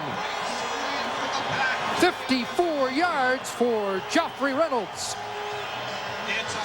A little bit of a change up, first of all, for the Calgary Stampeders, because they're going to go with the 2-back set. There's both backs. The second arrow is Joffrey Reynolds, and watch him take this little delayed draw. Makes a great move down the field on Kelly Wiltshire, but this is a tough one for Wiltshire because now he has to try and make a tackle on one of the best running backs in the game with lots of field around him. 5 100-yard carries or games last year, and he has his first of this season and his first against the Eskimos. He had just 95 yards in 3 games last year in the regular season. 109 here early in the 3rd quarter. Well, that is tough for a safety when the running back, and especially one of the abilities of Joffrey Reynolds, breaks into the open like that, and Kelly Wiltshire now has to come up and try and make a tackle. He makes a great move on him, Reynolds does, to get to the outside, but well, that's a tough situation on your safety. His longest run last year, 46 yards, so that is a personal best. He averaged 5.9 yards a carry in 2005. They fake to Reynolds, and Burris looking downfield, and he's got Nick Lewis, who was quiet in the first half, and it's rare that we say Nick Lewis is quiet. Well, maybe he's going to let his play do the talking in this second half, and he just stays with the pattern here, really. Shannon Garrett was coming underneath. He's trying to drop defensively and get underneath this throw, and he looks like he let up thinking that Nick Lewis may have let up in behind him, and of course Lewis didn't and took it out of bounds. Here's the matchup. See, Garrett gets a little jam. Now he's going to just let up when he jumps right about here. He'll let up a little bit, and it falls right into the arms of Lewis. First catch, 18 yards for Lewis, and now back to Reynolds. Another big hole up the middle. Reggie Durden had to step up, and Reynolds is brought down at the 14-yard line, close to another Calgary first down. Boy, and I know this won't be, I'm not going to make a huge announcement here, but if I'm Steve Barato, I'm handing the ball to 21. I am feeding 21 with the ball. He has jump in his step, and right now Joffrey Reynolds looked like he has a little bit more bounce, a little more sense of urgency than every other player on the field right now. If you're Steve Barato, why not just feed him the rock? 2nd down and a yard. And the plunge ahead should have the first down. You know, and that's when your teams are struggling, and we talked about it in coming out of the start of this quarter with Ricky Ray and having Troy Davis more involved. Well, it doesn't change for Henry Burr, Steve Barato, and the Calgary offense. When your passing game struggles, where do you go to? You lean on that big back behind you. That's why he gets all that money. Best rushing performance in Calgary in 30 years, and there's some talk that he could challenge Willie Burton's record of 1,975 yards here. Flag down, Burris with time to reload, and now look the other way, and that one picked off. Oh, no. Intercepted by Gerald Dixon at the goal line, and let's find out what these flags are all about. If Henry Burris dumps the ball to Joffrey Reynolds, the horse is making a lap. Oh, he's looking skyward, knowing that he chose the wrong option. And it is a penalty against Calgary. Offside. Calgary 82. Penalties decline. First down, Edmonton. Boy, I tell you what, Joffrey Reynolds is wide open. I mean, he is right here, folks, and what he's going to do is he's going to flare out here, and guess what? No one is around him. He walks into the end zone, and Burris just takes a look. He is wide open, and Burris decides to go the opposite field, takes too long, and Gerald Dixon steps in front of him. Look like two Calgary receivers in the same area. And Dixon in the middle comes up with the pick. Troy Davis with a change of direction and a big run of his own up to the 45, and it's 20 for Troy Davis. And suddenly, we have offense at McMahon Stadium. Back to the backs, right? Let's get back to the backs. And I have many a strategy talk with Matt Dunnigan. And Dunnigan, of course, the former quarterback. And it always seems to, when we talk about offenses and how you can get out of slumps and what happens in different passing, he always gets back to, I go to the running game. I just turn around and give it to the back. Now, Climby wouldn't like that, but Schultze would like that idea. Schultze would love it. Out of the backfield, Davis there, and a big collision. There's Khalid Abdullah once again. Into the grill of Davis with a heavy hit. You know, he's made a couple of mistakes, and you got to give him some time to learn all the rules and make sure he knows what's going on with the Canadian Football League. But he has made some plays, and Abdullah has been around the football. Again, big shoes to fill when you're trying to step in for George White. I mean, George White, as good as it gets. So but he even beat out an incumbent in Cornelius Anthony to get White's spot until he's ready to come back, and it looks like he's going to keep that spot. Wide open in the flat. Andrew Nowacki has his second catch of the night. You know, and now the Calgary Stampeders, and one of the reasons that Abdullah is coming up and making those hits, and you're seeing open receivers on the sideline like Nowacki there, is that Calgary is now dropping into some zone defense. So because of that, Ricky Ray is going to have to be patient. That will make Khalid Abdullah more of a dropping linebacker, dropping to a spot, playing the eyes, and reacting to the football when Ricky Ray throws it. See how patient he can be. Sorry. Excuse me, another rain shower here at McMahon Stadium. The offense moving. It's a first down in Calgary territory. And a great play-action fake, and Ray on the bootleg steps out at the Edmonton bench. Looks like he gets at least 5 on the play, pending the spot. Again, another example of zone defense from Calgary. Right over here is Chapman, the halfback, Jermaine Chapman. Now he's going to just drop in a zone, and he gets to the outside. So Ricky Ray wants to throw that up, but stop it right there. See, Chapman is on the sideline. He's just playing a space. He's playing an area in the field. Ricky Ray has to pull it down because he can't get it over Chapman to Tucker. And Demetrius Maxey, the veteran defensive end, looks like he's cramping up at the Eskimo bench.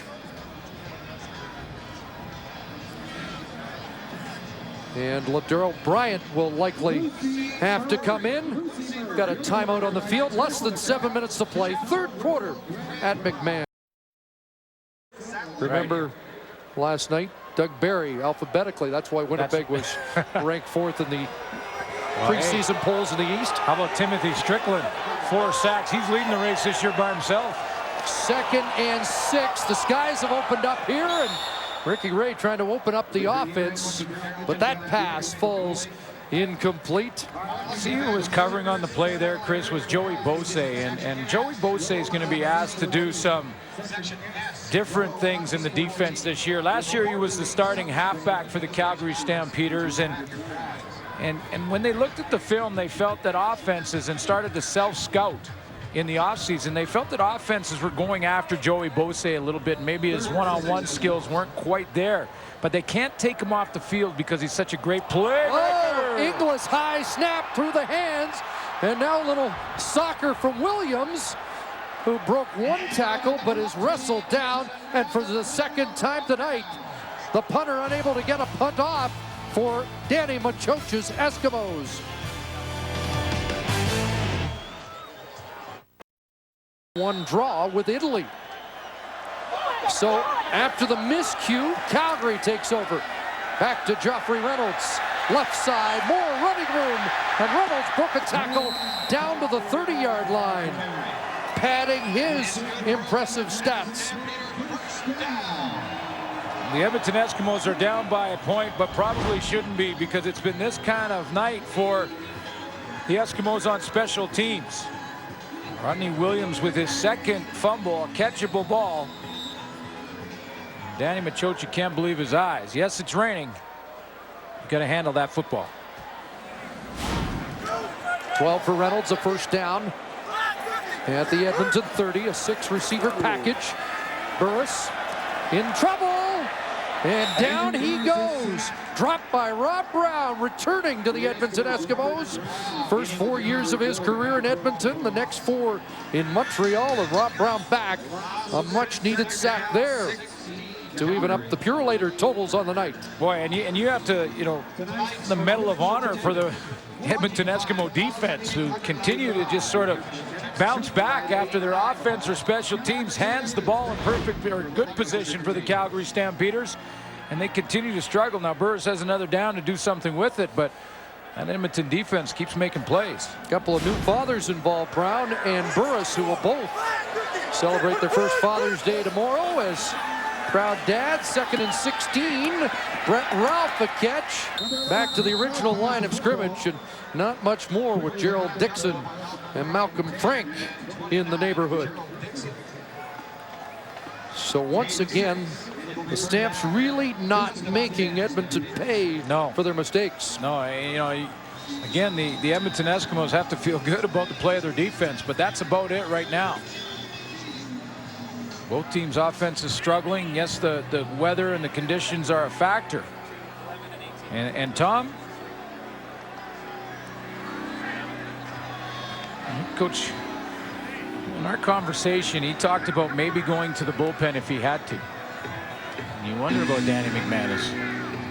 Coach Higgins decides, as this game continues, if Henry Burris continues to struggle, would he make the change in game 1?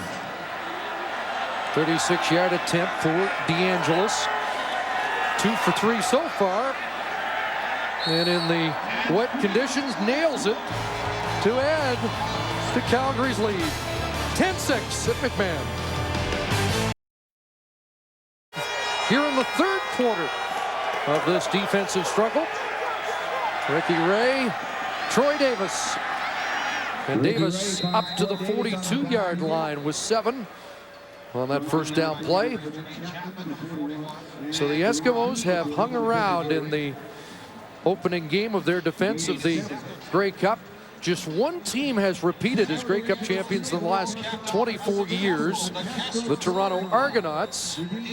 The last time the Eskimos won the Grey Cup, they lost their first 3 the next season, ended up 9-9 and lost the Western Semi to the Saskatchewan Roughriders. Tough to win, even tougher to repeat. Gray on 2nd and short, and he has the first down. Matthew Bertrand, the fullback, has been a handy guy out of the backfield tonight. And Danny Machocha this week talked about he and Mike Maurer being 2 of the Canadians who are now moving into a stage where they can play more of a leadership role. Well, and that's what they need to lean on. When there's lots of changes, you have to go back to those veterans who know the system, that know how it works in Edmonton, and try and have some of those guys that have been around for a little bit become the leaders. Looks like the latest cloud burst has just about blown over. First down at the 48. Ray rolling, tracked down, and a pass skips short of Daryl Mitchell. We're going to join Heath Brown on the sidelines with AJ Gass. Thank you, Chris. AJ, first off, give us a thought on this one. It's exactly what you expect out of these 2 teams. I think with the field position that their offense had in the first half, and for them only to have 10 points on the board is a huge compliment to our defense. we establish a ground game, and I think we take over. When can Eskimo fans expect you back in the lineup? As soon as possible. Actually, I'm just trying to get in shape and get where I need to be to come out and compete. And on behalf of everyone at TSN, please accept our condolences on the death of your mother. Thank you very much. Hopefully see you next week. Thank you. Chris? Well said, Heath. We want to echo those comments. AJ's mother passing at the age of 54. Ricky Ray over the middle. There's Trevor Gaylor, dropped the ball. And it bounces out of bounds. And the Stampeders unable to touch it, and Gaylor has a catch. And the Eskimos maintained, oh no, yes, they're going to call it a catch, and they maintain possession. Yeah, fumbled it out of bounds. And I was just about to say that Trevor Gaylor coming across the middle does a nice job of securing the ball. It's a wet ball in this rain, and he gets his arms up there, and then as he turns to run with it, it goes off his knee and out of bounds. But no Calgary Stampeder touched it on the way, and Jason Tucker made sure of that. He kind of guarded it on its way out of bounds. Ricky Ray trotted to the sidelines, but he wanted a chance to confer with Danny Machocha on this first down call. Play action. No pressure. He'll load it up and then dump it off. And Bertrand with the catch off his shoe tops and brought down at the 41-yard line. Gain of 6. It looked like he wanted to go deep and changed his mind at the last second. Yeah, he did, because of the zone defense that the Calgary Stampeders are playing. He wanted to go deep because he had so much time once he got outside of containment. Once he got outside, he thought, okay, I've got time to throw the football. Let's load up and see if we can get a big play here. But well covered downfield, so he has to dump it off. And Ruffin comes up, the newcomer playing out there on the corner comes up, or the halfback, I should say, and puts a pretty good hit right there on Matthew Bertrand. Khalid Abdullah around the football again. Stampeders apparently have challenged that Bertrand didn't make the catch. This is their first challenge, and our first challenge of the night. It was right in front of the Stampeder bench, so apparently they feel they had a better eye on that play than the officials. So Andre Proulx is under the hood, and we'll find out if Bertrand did indeed make the catch. Well, interesting here. I mean, Tom Higgins has a freebie basically when it comes to review. If he is unsuccessful in changing the minds of the officials here, he will not lose a timeout because he hasn't challenged anything so far. Each team gets 2 challenges. The first one is basically a freebie. The second one, if unsuccessful, will cost you timeout. And from that angle, tough to tell. Remember, there was an immediate reaction from the Calgary bench when Bertrand appeared to get possession of the football. but is it indisputable evidence? Yeah, absolutely. Is that conclusive? Hard to say. And we have another half minute to see if we have any other angles on that play. But not a terrible time for Tom Higgins to use that first one when you consider this third quarter almost over. And this is a key situation because 2nd and 4 or 3 is a lot different than 2nd and 10. And this is even a chance to maybe just cool Ricky Ray down, as he seems to be gaining some momentum. After reviewing the play, the ruling on the field stands. Yeah, I don't think there was any choice because there just wasn't enough evidence to overturn it, even though they were standing right there and probably saw some of those little pieces of rubber bounce up. But while 90 seconds of video replay time elapsed, Ricky Ray has a chance to confer with Danny Machocha as the drive continues. 2nd and 3 at the Calgary 40-yard line. Eskimos with nearly 100 yards more total offense so far, but trailing. And here's Davis, and he stopped behind the line of scrimmage. John Grace came up and met him and brings him down. You know what? That's not a bad call, like you mentioned, Chris, for Tom Higgins to use that challenge there to get his defense regrouped. Turned out it worked out pretty well for him. But now he has 1 timeout in this half and 1 challenge. And that challenge he has to be careful when and how he uses, because if he's unsuccessful, now he loses the timeout. So that is the downside, although it worked out well in the short term. We're in the final minute of the third quarter. Rodney Williams in. 2 mishaps on Eskimo punt so far tonight. This handled cleanly. And an angled punt will bounce into the end zone and out for a single point.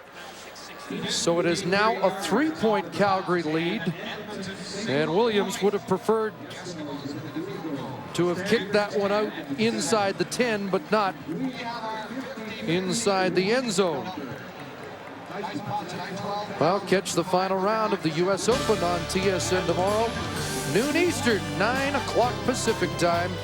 Available in TSN HD. Let's take a look at the leaderboard. Phil Mickelson going after another major title. And Mike Weir Can make a run. still in the hunt, but Phil Mickelson's won 2 straight majors, and he'll be the man to catch tomorrow. Burris to the wide side, through the hands of Brett Ralph. Ralph with 3 touchdowns last year, 2 against Edmonton. And I know you got to have balance in your offense, and I know you can't just get locked in, but it's a pretty simple game, and 21 looked pretty good. 129 yards, good. And I just, you know, I wonder why you just don't ride the horse. Well, he has supplied over half the horsepower on offense tonight. 129 yards of 237 net offense. 2nd and 10, Burris hesitates, now throws, and has a completion to Elijah Thurman. Close to a first down. They're going to mark it just short of the 45-yard line. And we may have a 3rd down coming up when we return for the 4th quarter. Column 307 yards net for the Edmonton Eskimos. You would think they'd have a bunch of points on the board with 307 yards, but then you'd see the 4 turnovers below that and say, well, Calgary probably does too. Because of those turnovers, they would have taken advantage. Not the case. 10-7. You know, Suits, so much of the focus obviously here in Alberta was north tonight in Edmonton, and now that that game's over, there's a Game 7 coming up in the Stanley Cup final. I think it's safe to say we saved the best for last in this game, because it hasn't been a typical barn-burning Battle of Alberta, but we've got 1 quarter to go. Yeah, congratulations to the Oilers, and hey, we're going to see these teams get going if they get their running backs involved a little bit more, and we probably will see that in this quarter. 3rd and 1, and a plunge ahead for the first down by Henry Burris. So here we go, a 3-point Calgary lead in a mistake-laden evening at McMahon. Good surge by the Buffet boys up front of Henry Burris.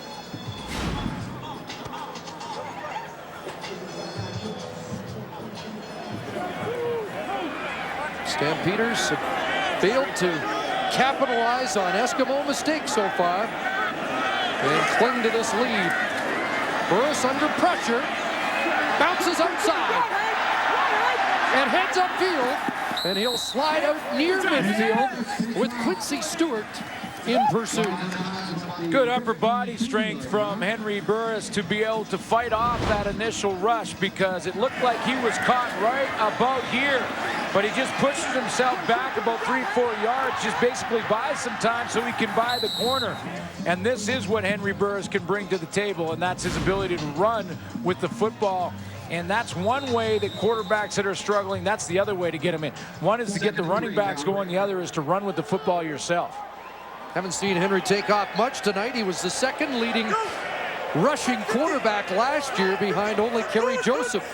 2nd and 3 to 4, and that play doesn't get off, and looked like the Stampeders jumped early.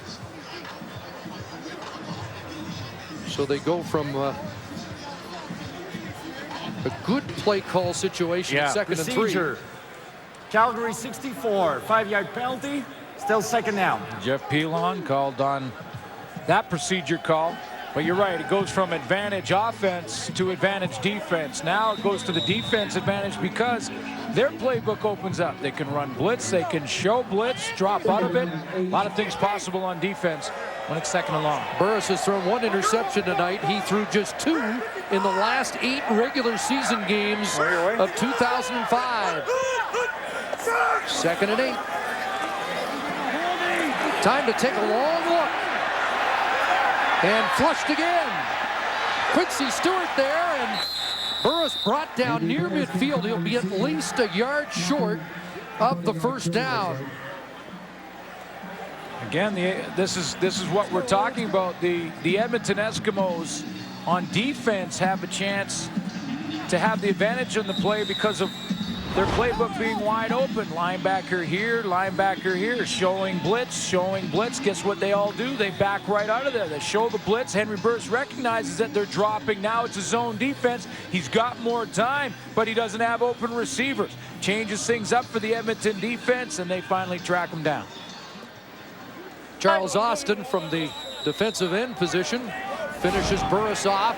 They're 2 yards short, and so Burke Dales comes in, and Tony Tompkins drops deep. Angled punt by Dales, and Tompkins will not be able to play it. 12:32 to go, 4th quarter. It's a 3-point game. Playing its winner rule. That's your story. That's You're sticking to it. That's right. We got a couple more days. A couple more nights on White Avenue, apparently. Here's Ray, seam route, and a completion that's still going, but Tucker drops the ball. Calgary's on it. Reinhardt up with it. Check that, J.R. Ruffin. And Ruffin still going. Oh, He lost it. And Calgary gets back on it. And Denny Coe ends up with it. And Denny Crehan may just go up to Ruffin and just tear his head right off. He ran halfway down the field to get to him. Oh, Cedric Williams finally got the handle on the football on one of the wackiest play of the night. Well, first of all, the ball was dropped over the middle, and it looked like Daryl Mitchell ran right by it. Seam route coming from the right of your screen. Now here's a nice catch and run. Jason Tucker drops the football. Now there's the bat, and that's why Daryl Mitchell went by it. Now Ruffin decides after all of this, he's going to try and pitch it backwards. And Denny Crehan, the defensive coordinator, he must have ran about, wow, he's up at the top of your screen. He's running. He's coming down the sideline ready to get somebody. And I think he's wearing 28. Yeah, the front half of this play for Ruffin, a lot prettier than the back half. Oh, boy, yeah. Illegal block. Calgary 53. 10-yard penalty on the run back. First down. So the Calgary Stampeders keep the football, but Denny Crehan, the defensive coordinator, boy, was he down there to explain to the rookie? No, you protect the football. But they are excited about this youngster who has won a job, 23 years of age. They talk about his playmaking and his speed, and we saw a terrific debut by another young DB last night in Montreal, Chip Cox, a co-gladiator. Yeah, along with Timothy Strickland. There's Joffrey Reynolds. He drops the football. And Calgary maintains possession. For those of you that joined us late, Reynolds, prior to that carry, 129 yards on the night. You talked about Ruffin, though, and you know, that was a dumb mistake for Ruffin that didn't cost his football team, but he will learn not to do that. But they are excited about this guy. I love the quote in the paper about what he said about the CFL and the changes from the National Football League and playing in the States. He said, I'm in bump and run, and the receivers can run at the line of scrimmage. That doesn't seem fair. 2nd and 9. Burris with time, gunning it, and couldn't hook up with Nick Lewis. I believe the intended receiver. They also had Brett Ralph in the neighborhood. So again, another Eskimo turnover, and the Stamps are not showing any killer instinct. You know, I'm gonna give that one to the Edmonton defense, though, because they were quite physical with both receivers that Henry Burris was trying to look at down the seam. One, I believe, was Nick Lewis, but they got jammed into the same area, and that made the throw almost impossible. Dales to punt it away. Tompkins at his 17 and hauled down immediately. Randy Chevrier, the long snapper, the former Eskimo, with the tackle.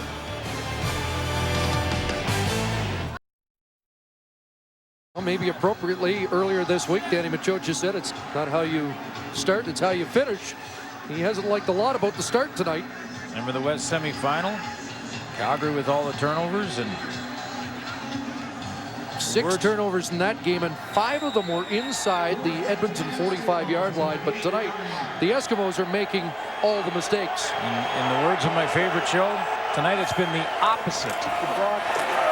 Troy Davis finds some room and steps outside. That was Seinfeld, by the way. Okay. Here's what's happened to the Edmonton Eskimos in this one, and it started early. Rodney Williams right here has one go through his hands. Calgary settles for a field goal attempt. Another fumble from Ricky Ray. This was a bad snap, a high snap.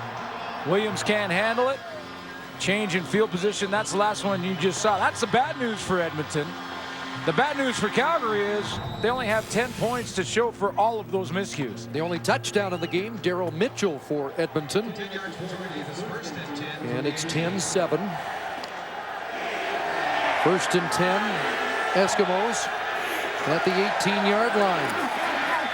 Ray dumps it off. Oh, baby. Obi Reinhardt and Mike Mowers stepped right up. Well, I know it's a new season, but we've seen the 2 biggest hits of this new season in this game tonight.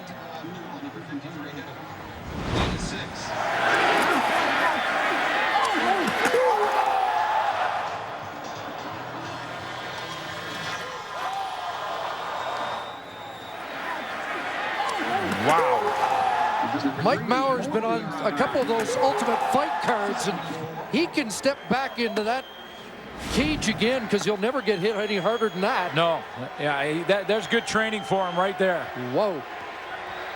2nd and 4. Ray with time, a pass behind the intended receiver. Mitchell stretched out, but it is incomplete. And the Eskimos have to kick the ball away. Well, you mentioned 2nd and 4 before that throw to Mitchell.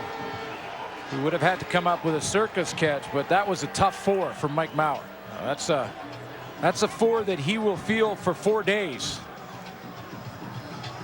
Obi Reinhardt in that, and I talked about that earlier hit. Scott Coe and Khalid Abdullah and Tony Tompkins early in this game. 2 hardest hits we've seen so far in 2006 by far. Rashawn Williams, flag down. Good punt. David Allen. Back across the 45. Was that contacting the kicker? Or a hold on the Eskimos that drew the flag? Randy Chevrier is pointing to the officials like he's innocent. He's signaling it's going against Edmonton, but there's another flag about 70 yards away at the other end of the play. And it is a hold against Edmonton. Well, hold both ways. We'll take a timeout and sort it out.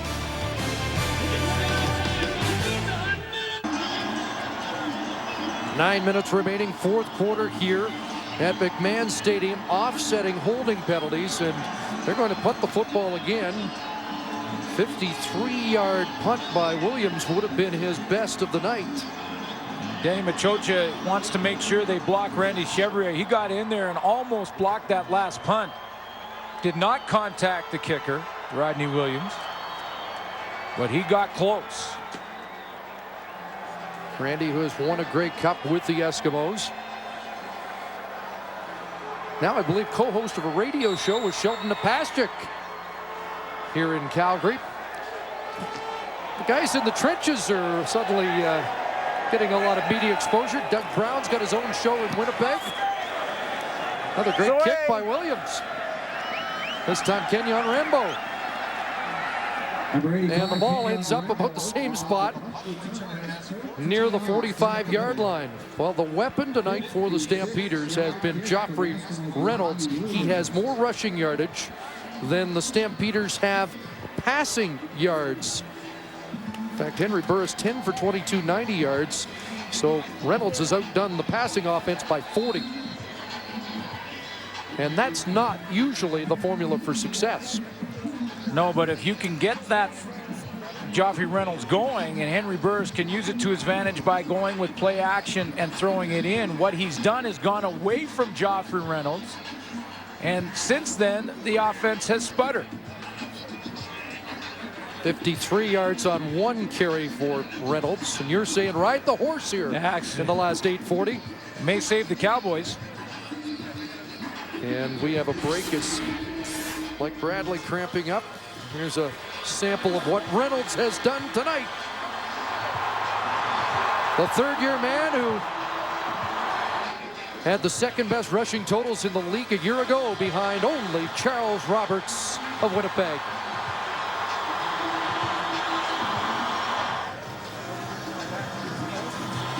Well, it just seemed to me that midway through the third quarter, Joffrey Reynolds just was playing at a different tempo than everyone else on the field. And that included the Edmonton defense. When he was hitting those holes, the knees were up around his ears, and he was hitting those holes hard.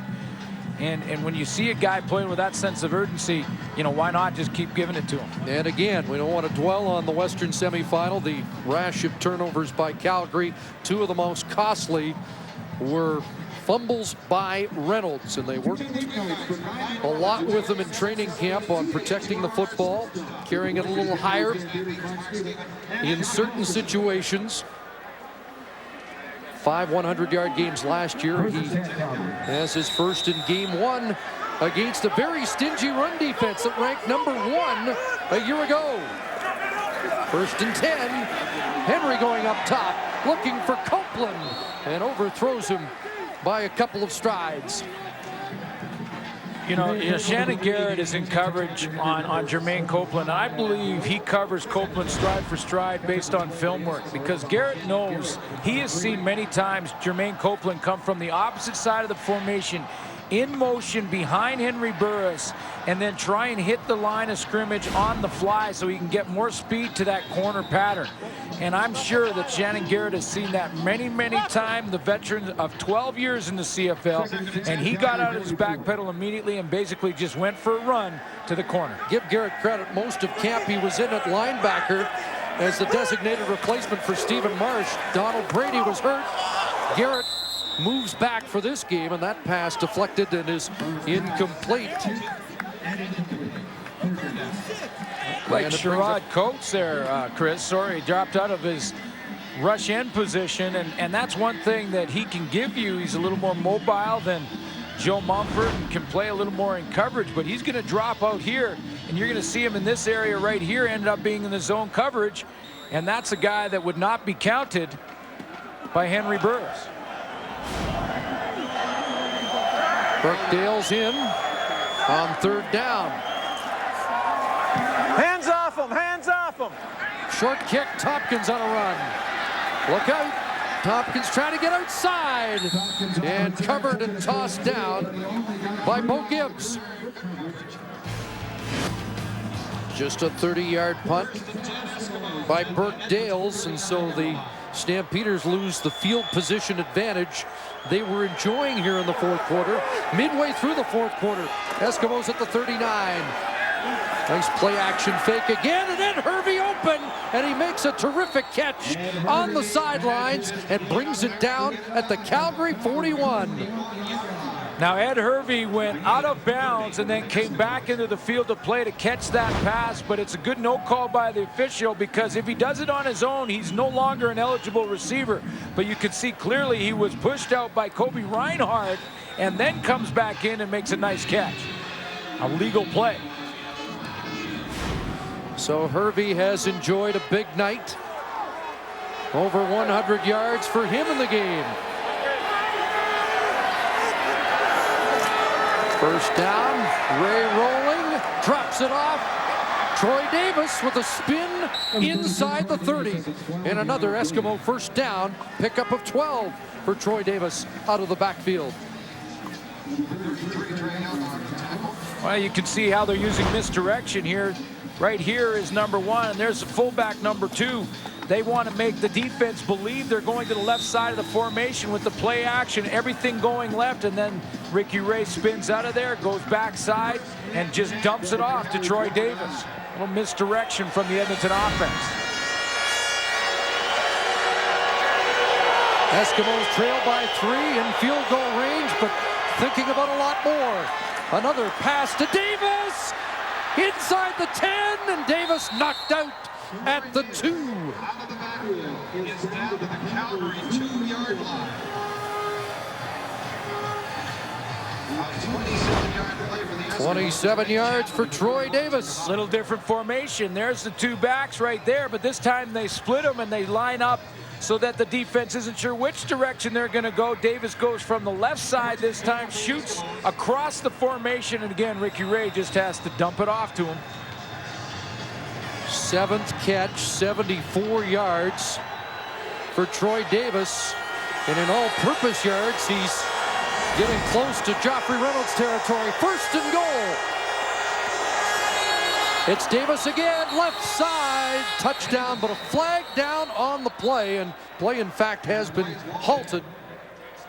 And it is procedure against Edmonton, a costly penalty.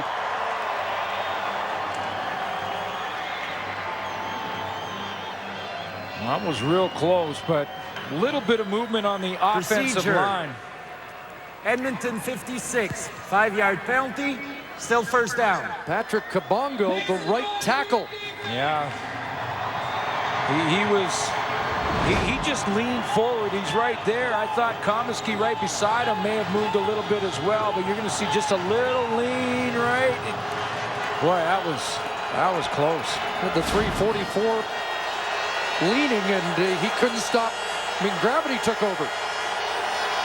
1st and goal from the 6. Ray out of the backfield. Matthew Bertrand, touchdown. Bounced off Reinhardt and in for the score. And the Eskimos had their first lead of the night. And for Kobe Reinhardt, sometimes you're the hammer, sometimes you're the nail. Remember Kobe Reinhardt when he came up and hit Mike Maurer? Well, this time he's going to be the nail, because a pretty good hit out of the backfield by Bertrand right there. Bounces right off him and finds the corner of the end zone.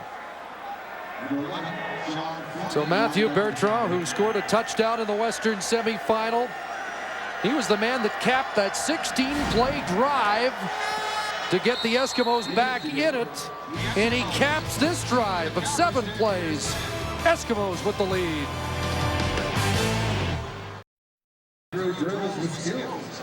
Ricky Ray deploying his backs effectively as receivers to generate that 7-play drive for the major score, 76 yards in 2 minutes, 2 seconds. Nice adjustment by the Eskimo coaching staff and Danny Machocha to come up with a completely different offensive game plan in that series, in that it involved both the fullback Matthew Bertrand and Troy Davis. A lot of play action, little misdirection, and just dumping the football. Ricky Ray didn't have to make a real tough throw throughout the series, and it was their best one of the game. Bertrand might have left a little of that tattoo ink on Kobe Reinhardt when he bounced off him. Ricky Ray at 80% in the game, completion-wise.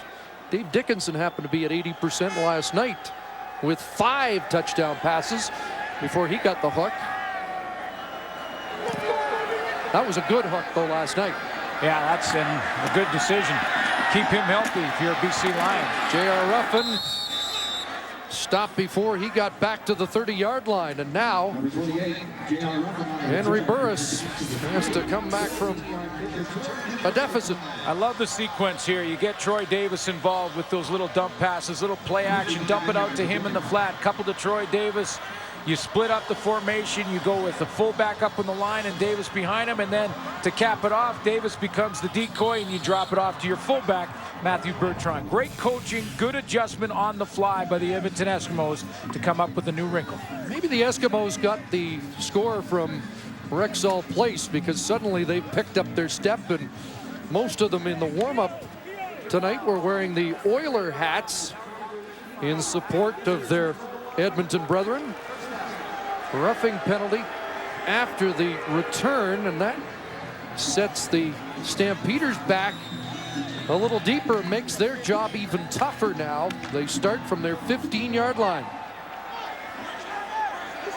And now does Joffrey Reynolds remain option A or not? Apparently, yes. Cut down, however, couldn't get outside. And brought down by the veteran Malcolm Frank at 37 years of age, 38 in November, and apparently not losing a step. No, he's not. And in fact, he had to go into training camp this year.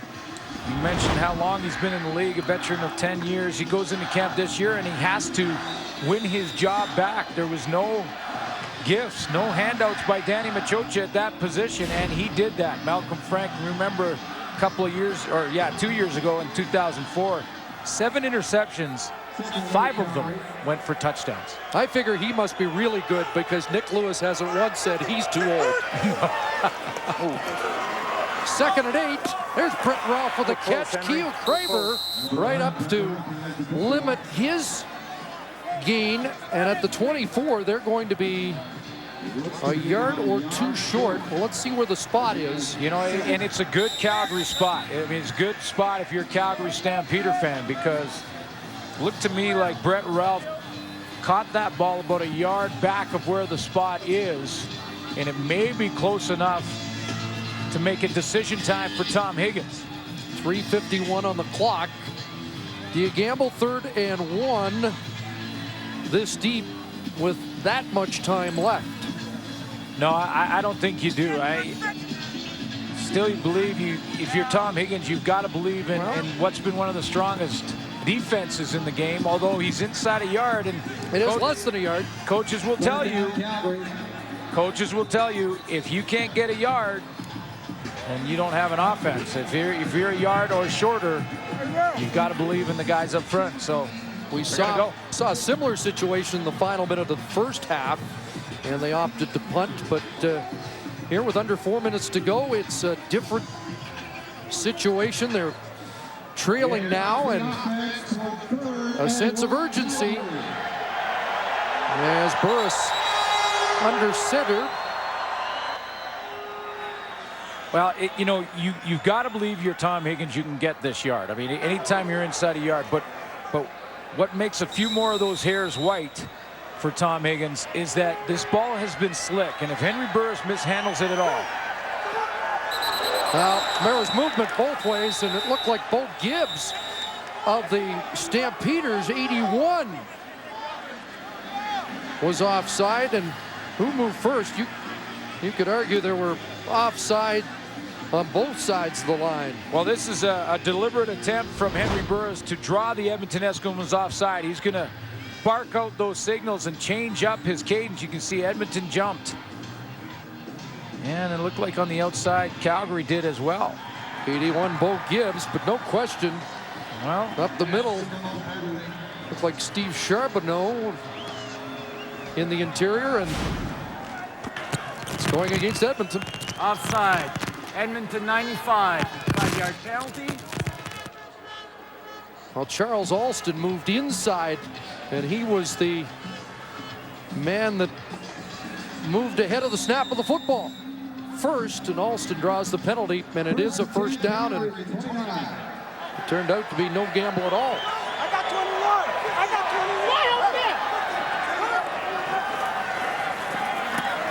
21. Burris, Lewis, quiet night. Mobley with the tackle. Quincy Stewart in support defensively. Chris, I don't know if you heard there, it was just coming through the mics, and we picked up some good sounds from the field, but Kelly Wilshire there was yelling, "I've got 21, I've got 21," and that was a man defense from the Edmonton Eskimos, where now they're going to bring Kelly Wilshire from the safety a little bit more and maybe match him up on Joffrey Reynolds and try and play like a monster back almost. Wilshire on that 97 Argo team that repeated. Trying to repeat with the Eskimos in 2006. Crossing pattern. Lewis broke one tackle. Gets 5 extra yards. Up to the 45. The 3-minute warning has been given to the benches. It's the Eskimos by 4. Welcome back to McMahon Stadium. 2 minutes, 44 seconds remaining. The Calgary Stampeders with a 1st and 10 at their own 45-yard line. Stamps had led for most of the night, but were unable to capitalize on 5 Eskimo turnovers. The Eskimos were the only major scores in this game. A Darryl Mitchell touchdown reception. The Eskimos even missed the convert on a bad placement by Jason Johnson, and now a go-ahead touchdown by Matthew Bertraw here in the 4th quarter. Fake to Reynolds. Burris bootleg, midfield and down to the Edmonton 50-yard line. A first down for Henry Burris. And we had Kevin Glenn last night with a chance to improve his stock and impress the home crowd by, with the game on the line, coming up big. And now Henry Burris in a similar situation. You know, and Henry Burris is in a similar situation in a lot of ways with Kevin Glenn, whereas Calgary, the fans here, I think, are looking for Henry Burris to do something in key situations like this so they can believe in him. And that was the same situation for Kevin Glenn. Now, he had a couple bad throws right after that. I'm sure throws he'd take back after playing pretty well. Burris has got to try and do the same sort of thing. Burris delivers high. Thurman brings it down and breaks a tackle and gets some extra yardage. Wiltshire forces him out.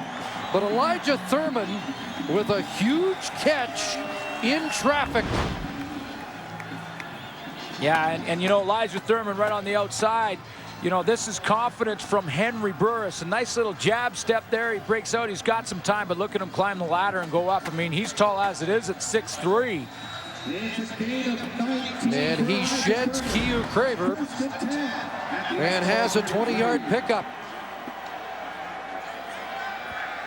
Best looking Stamps drive of the second half. Burris under pressure. Charbonneau turned up the heat, and Burris throws it away. Good decision from Henry Burris, and he gets in trouble. Steve Charbonneau right there rather than take the loss and all the momentum going the wrong way. There's Henry Burris, and watch the pressure he's going to get from the inside. Gets a good push. This is a good decision. No receivers open, and I just got to throw it away and save the loss. Live to play another day. At the 33, it will be 2nd and 10.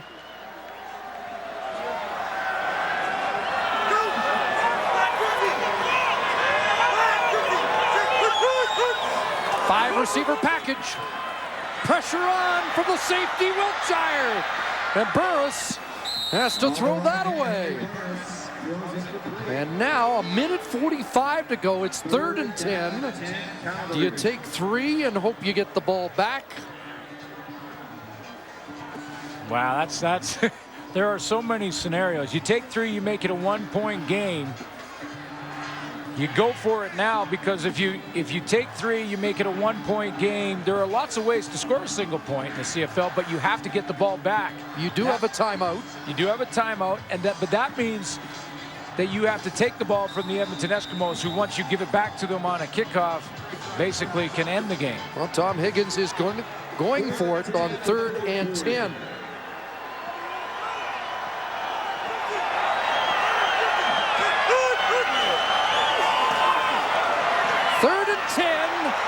He got a block from Pilon and Alston and gets outside.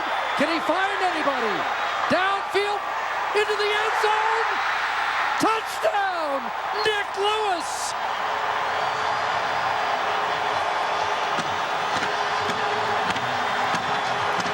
Well, that'll make the crowd believers in Henry Burris. He just pulled a rabbit out of the hat.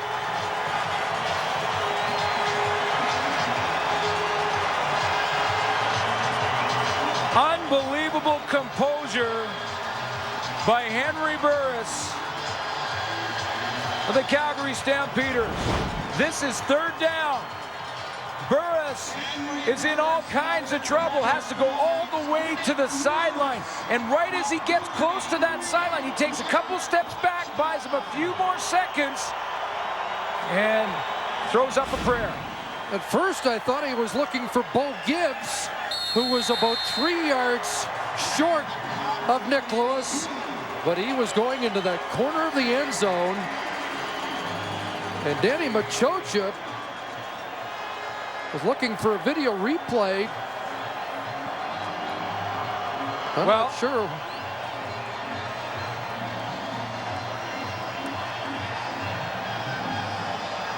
Well, let's take another look at the touchdown from Nick Lewis to see if there was a reason that Danny Machocha might want to challenge that. And one could be whether or not Henry Burris was over the line of scrimmage or not when he threw the ball. I don't think it was close. The line of scrimmage was the 35. I don't think that was close. Now, Nick Lewis, it looked to me, was well in bounds inside the end zone. Yes, he is with both feet. So the only thing I can think of is that he was challenging whether or not Henry Burris had crossed the line of scrimmage, because clearly Nick Lewis is in. Mobley tries to jar it loose, but too late. Burris shows you the arm strength there. It was kind of an off-balance throw on a rope, 35 yards. But to get that back to that point, Chris, and the defining moments for quarterbacks to try and sell their teams and sell their fans, and I'm confident in the way that Kevin Glenn played in Game 1 in Montreal that he'll bounce back. But it didn't work out for him. It is working out for Burris so far. There is time, but that's a defining moment for quarterback Henry Burris. And to clarify, Danny Machocha cannot challenge in the final 3 minutes of the game. That's right. Tompkins lays it on a hop at the 15. Needs a return and gets out to the 32. So now 85 seconds for Ricky Ray to come back. The margin is just a field goal. Yeah, and that's a good point. We wanted to see why Danny Machocha might want to challenge, but he couldn't anyway. Inside of 3 minutes in overtime, it has to come from the official upstairs, and clearly they didn't believe that, one, Henry Burris was over the line of scrimmage, or two, Nick Lewis was out of bounds. Not many nights will you see a quarterback throw for close to 400, and Ray poised to perhaps go over 400 and get his team with just 14 points on the board. But this isn't over. And now Ricky Ray will try to answer. And that nearly picked off as he tried to split two defenders, and Brian Clark got his hands on it again. You know, Brian Clark is a veteran who plays it perfectly. I'm going to show you exactly what I'm talking about. Brian Clark is right here. Well, let me get it a little smaller for you. He's right here. Okay, there you go. And he's going to drop to his left, and that takes him out of Ricky Ray's sight lines and then breaks back. 2nd and 10. Ray over the middle. Picked off. It is Brian Clark. And he's stopped at the 30-yard line with 1:13 to go. Clark with the biggest defensive play of the night. And the 6th turnover for the Eskimos. Well, and this time he does it again using his veteran savvy. The first time he went in the opposite direction.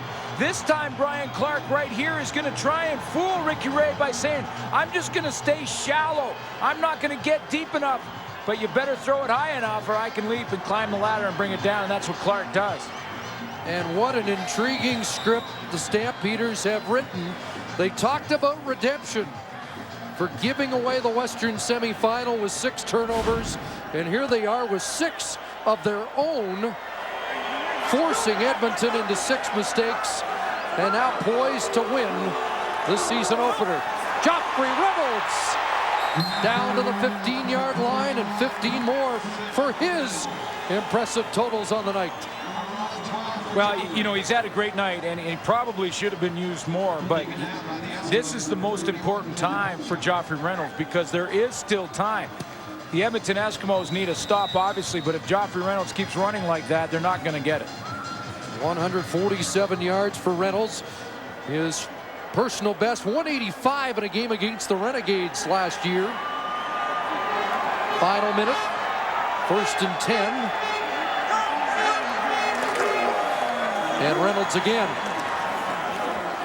This time for a couple and drilled back by Quincy Stewart, the middle linebacker.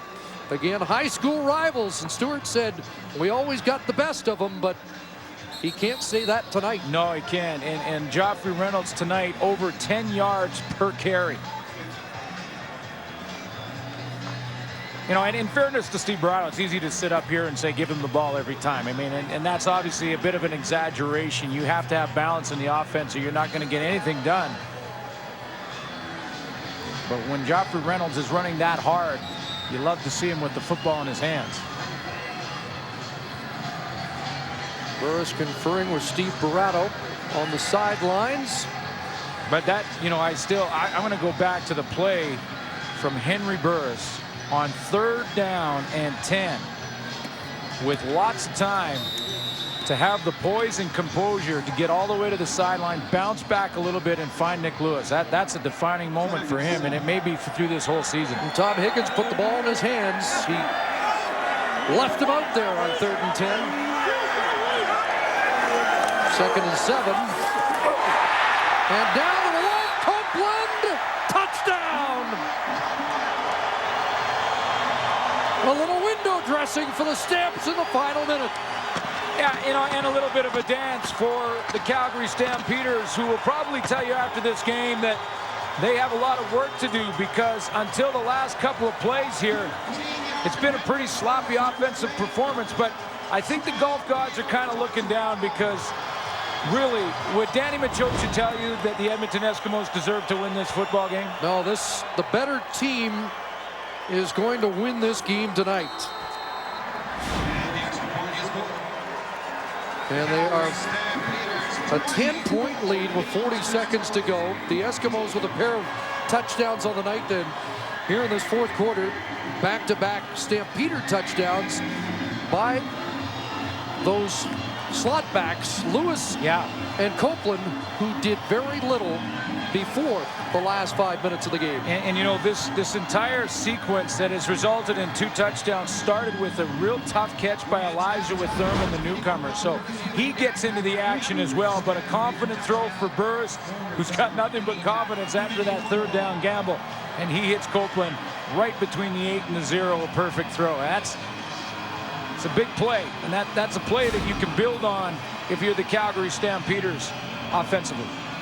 And it is a imposing, balanced attack they can throw at any defense in the league, with people like Thurman, Copeland, Lewis, and Joffrey Reynolds carrying the football.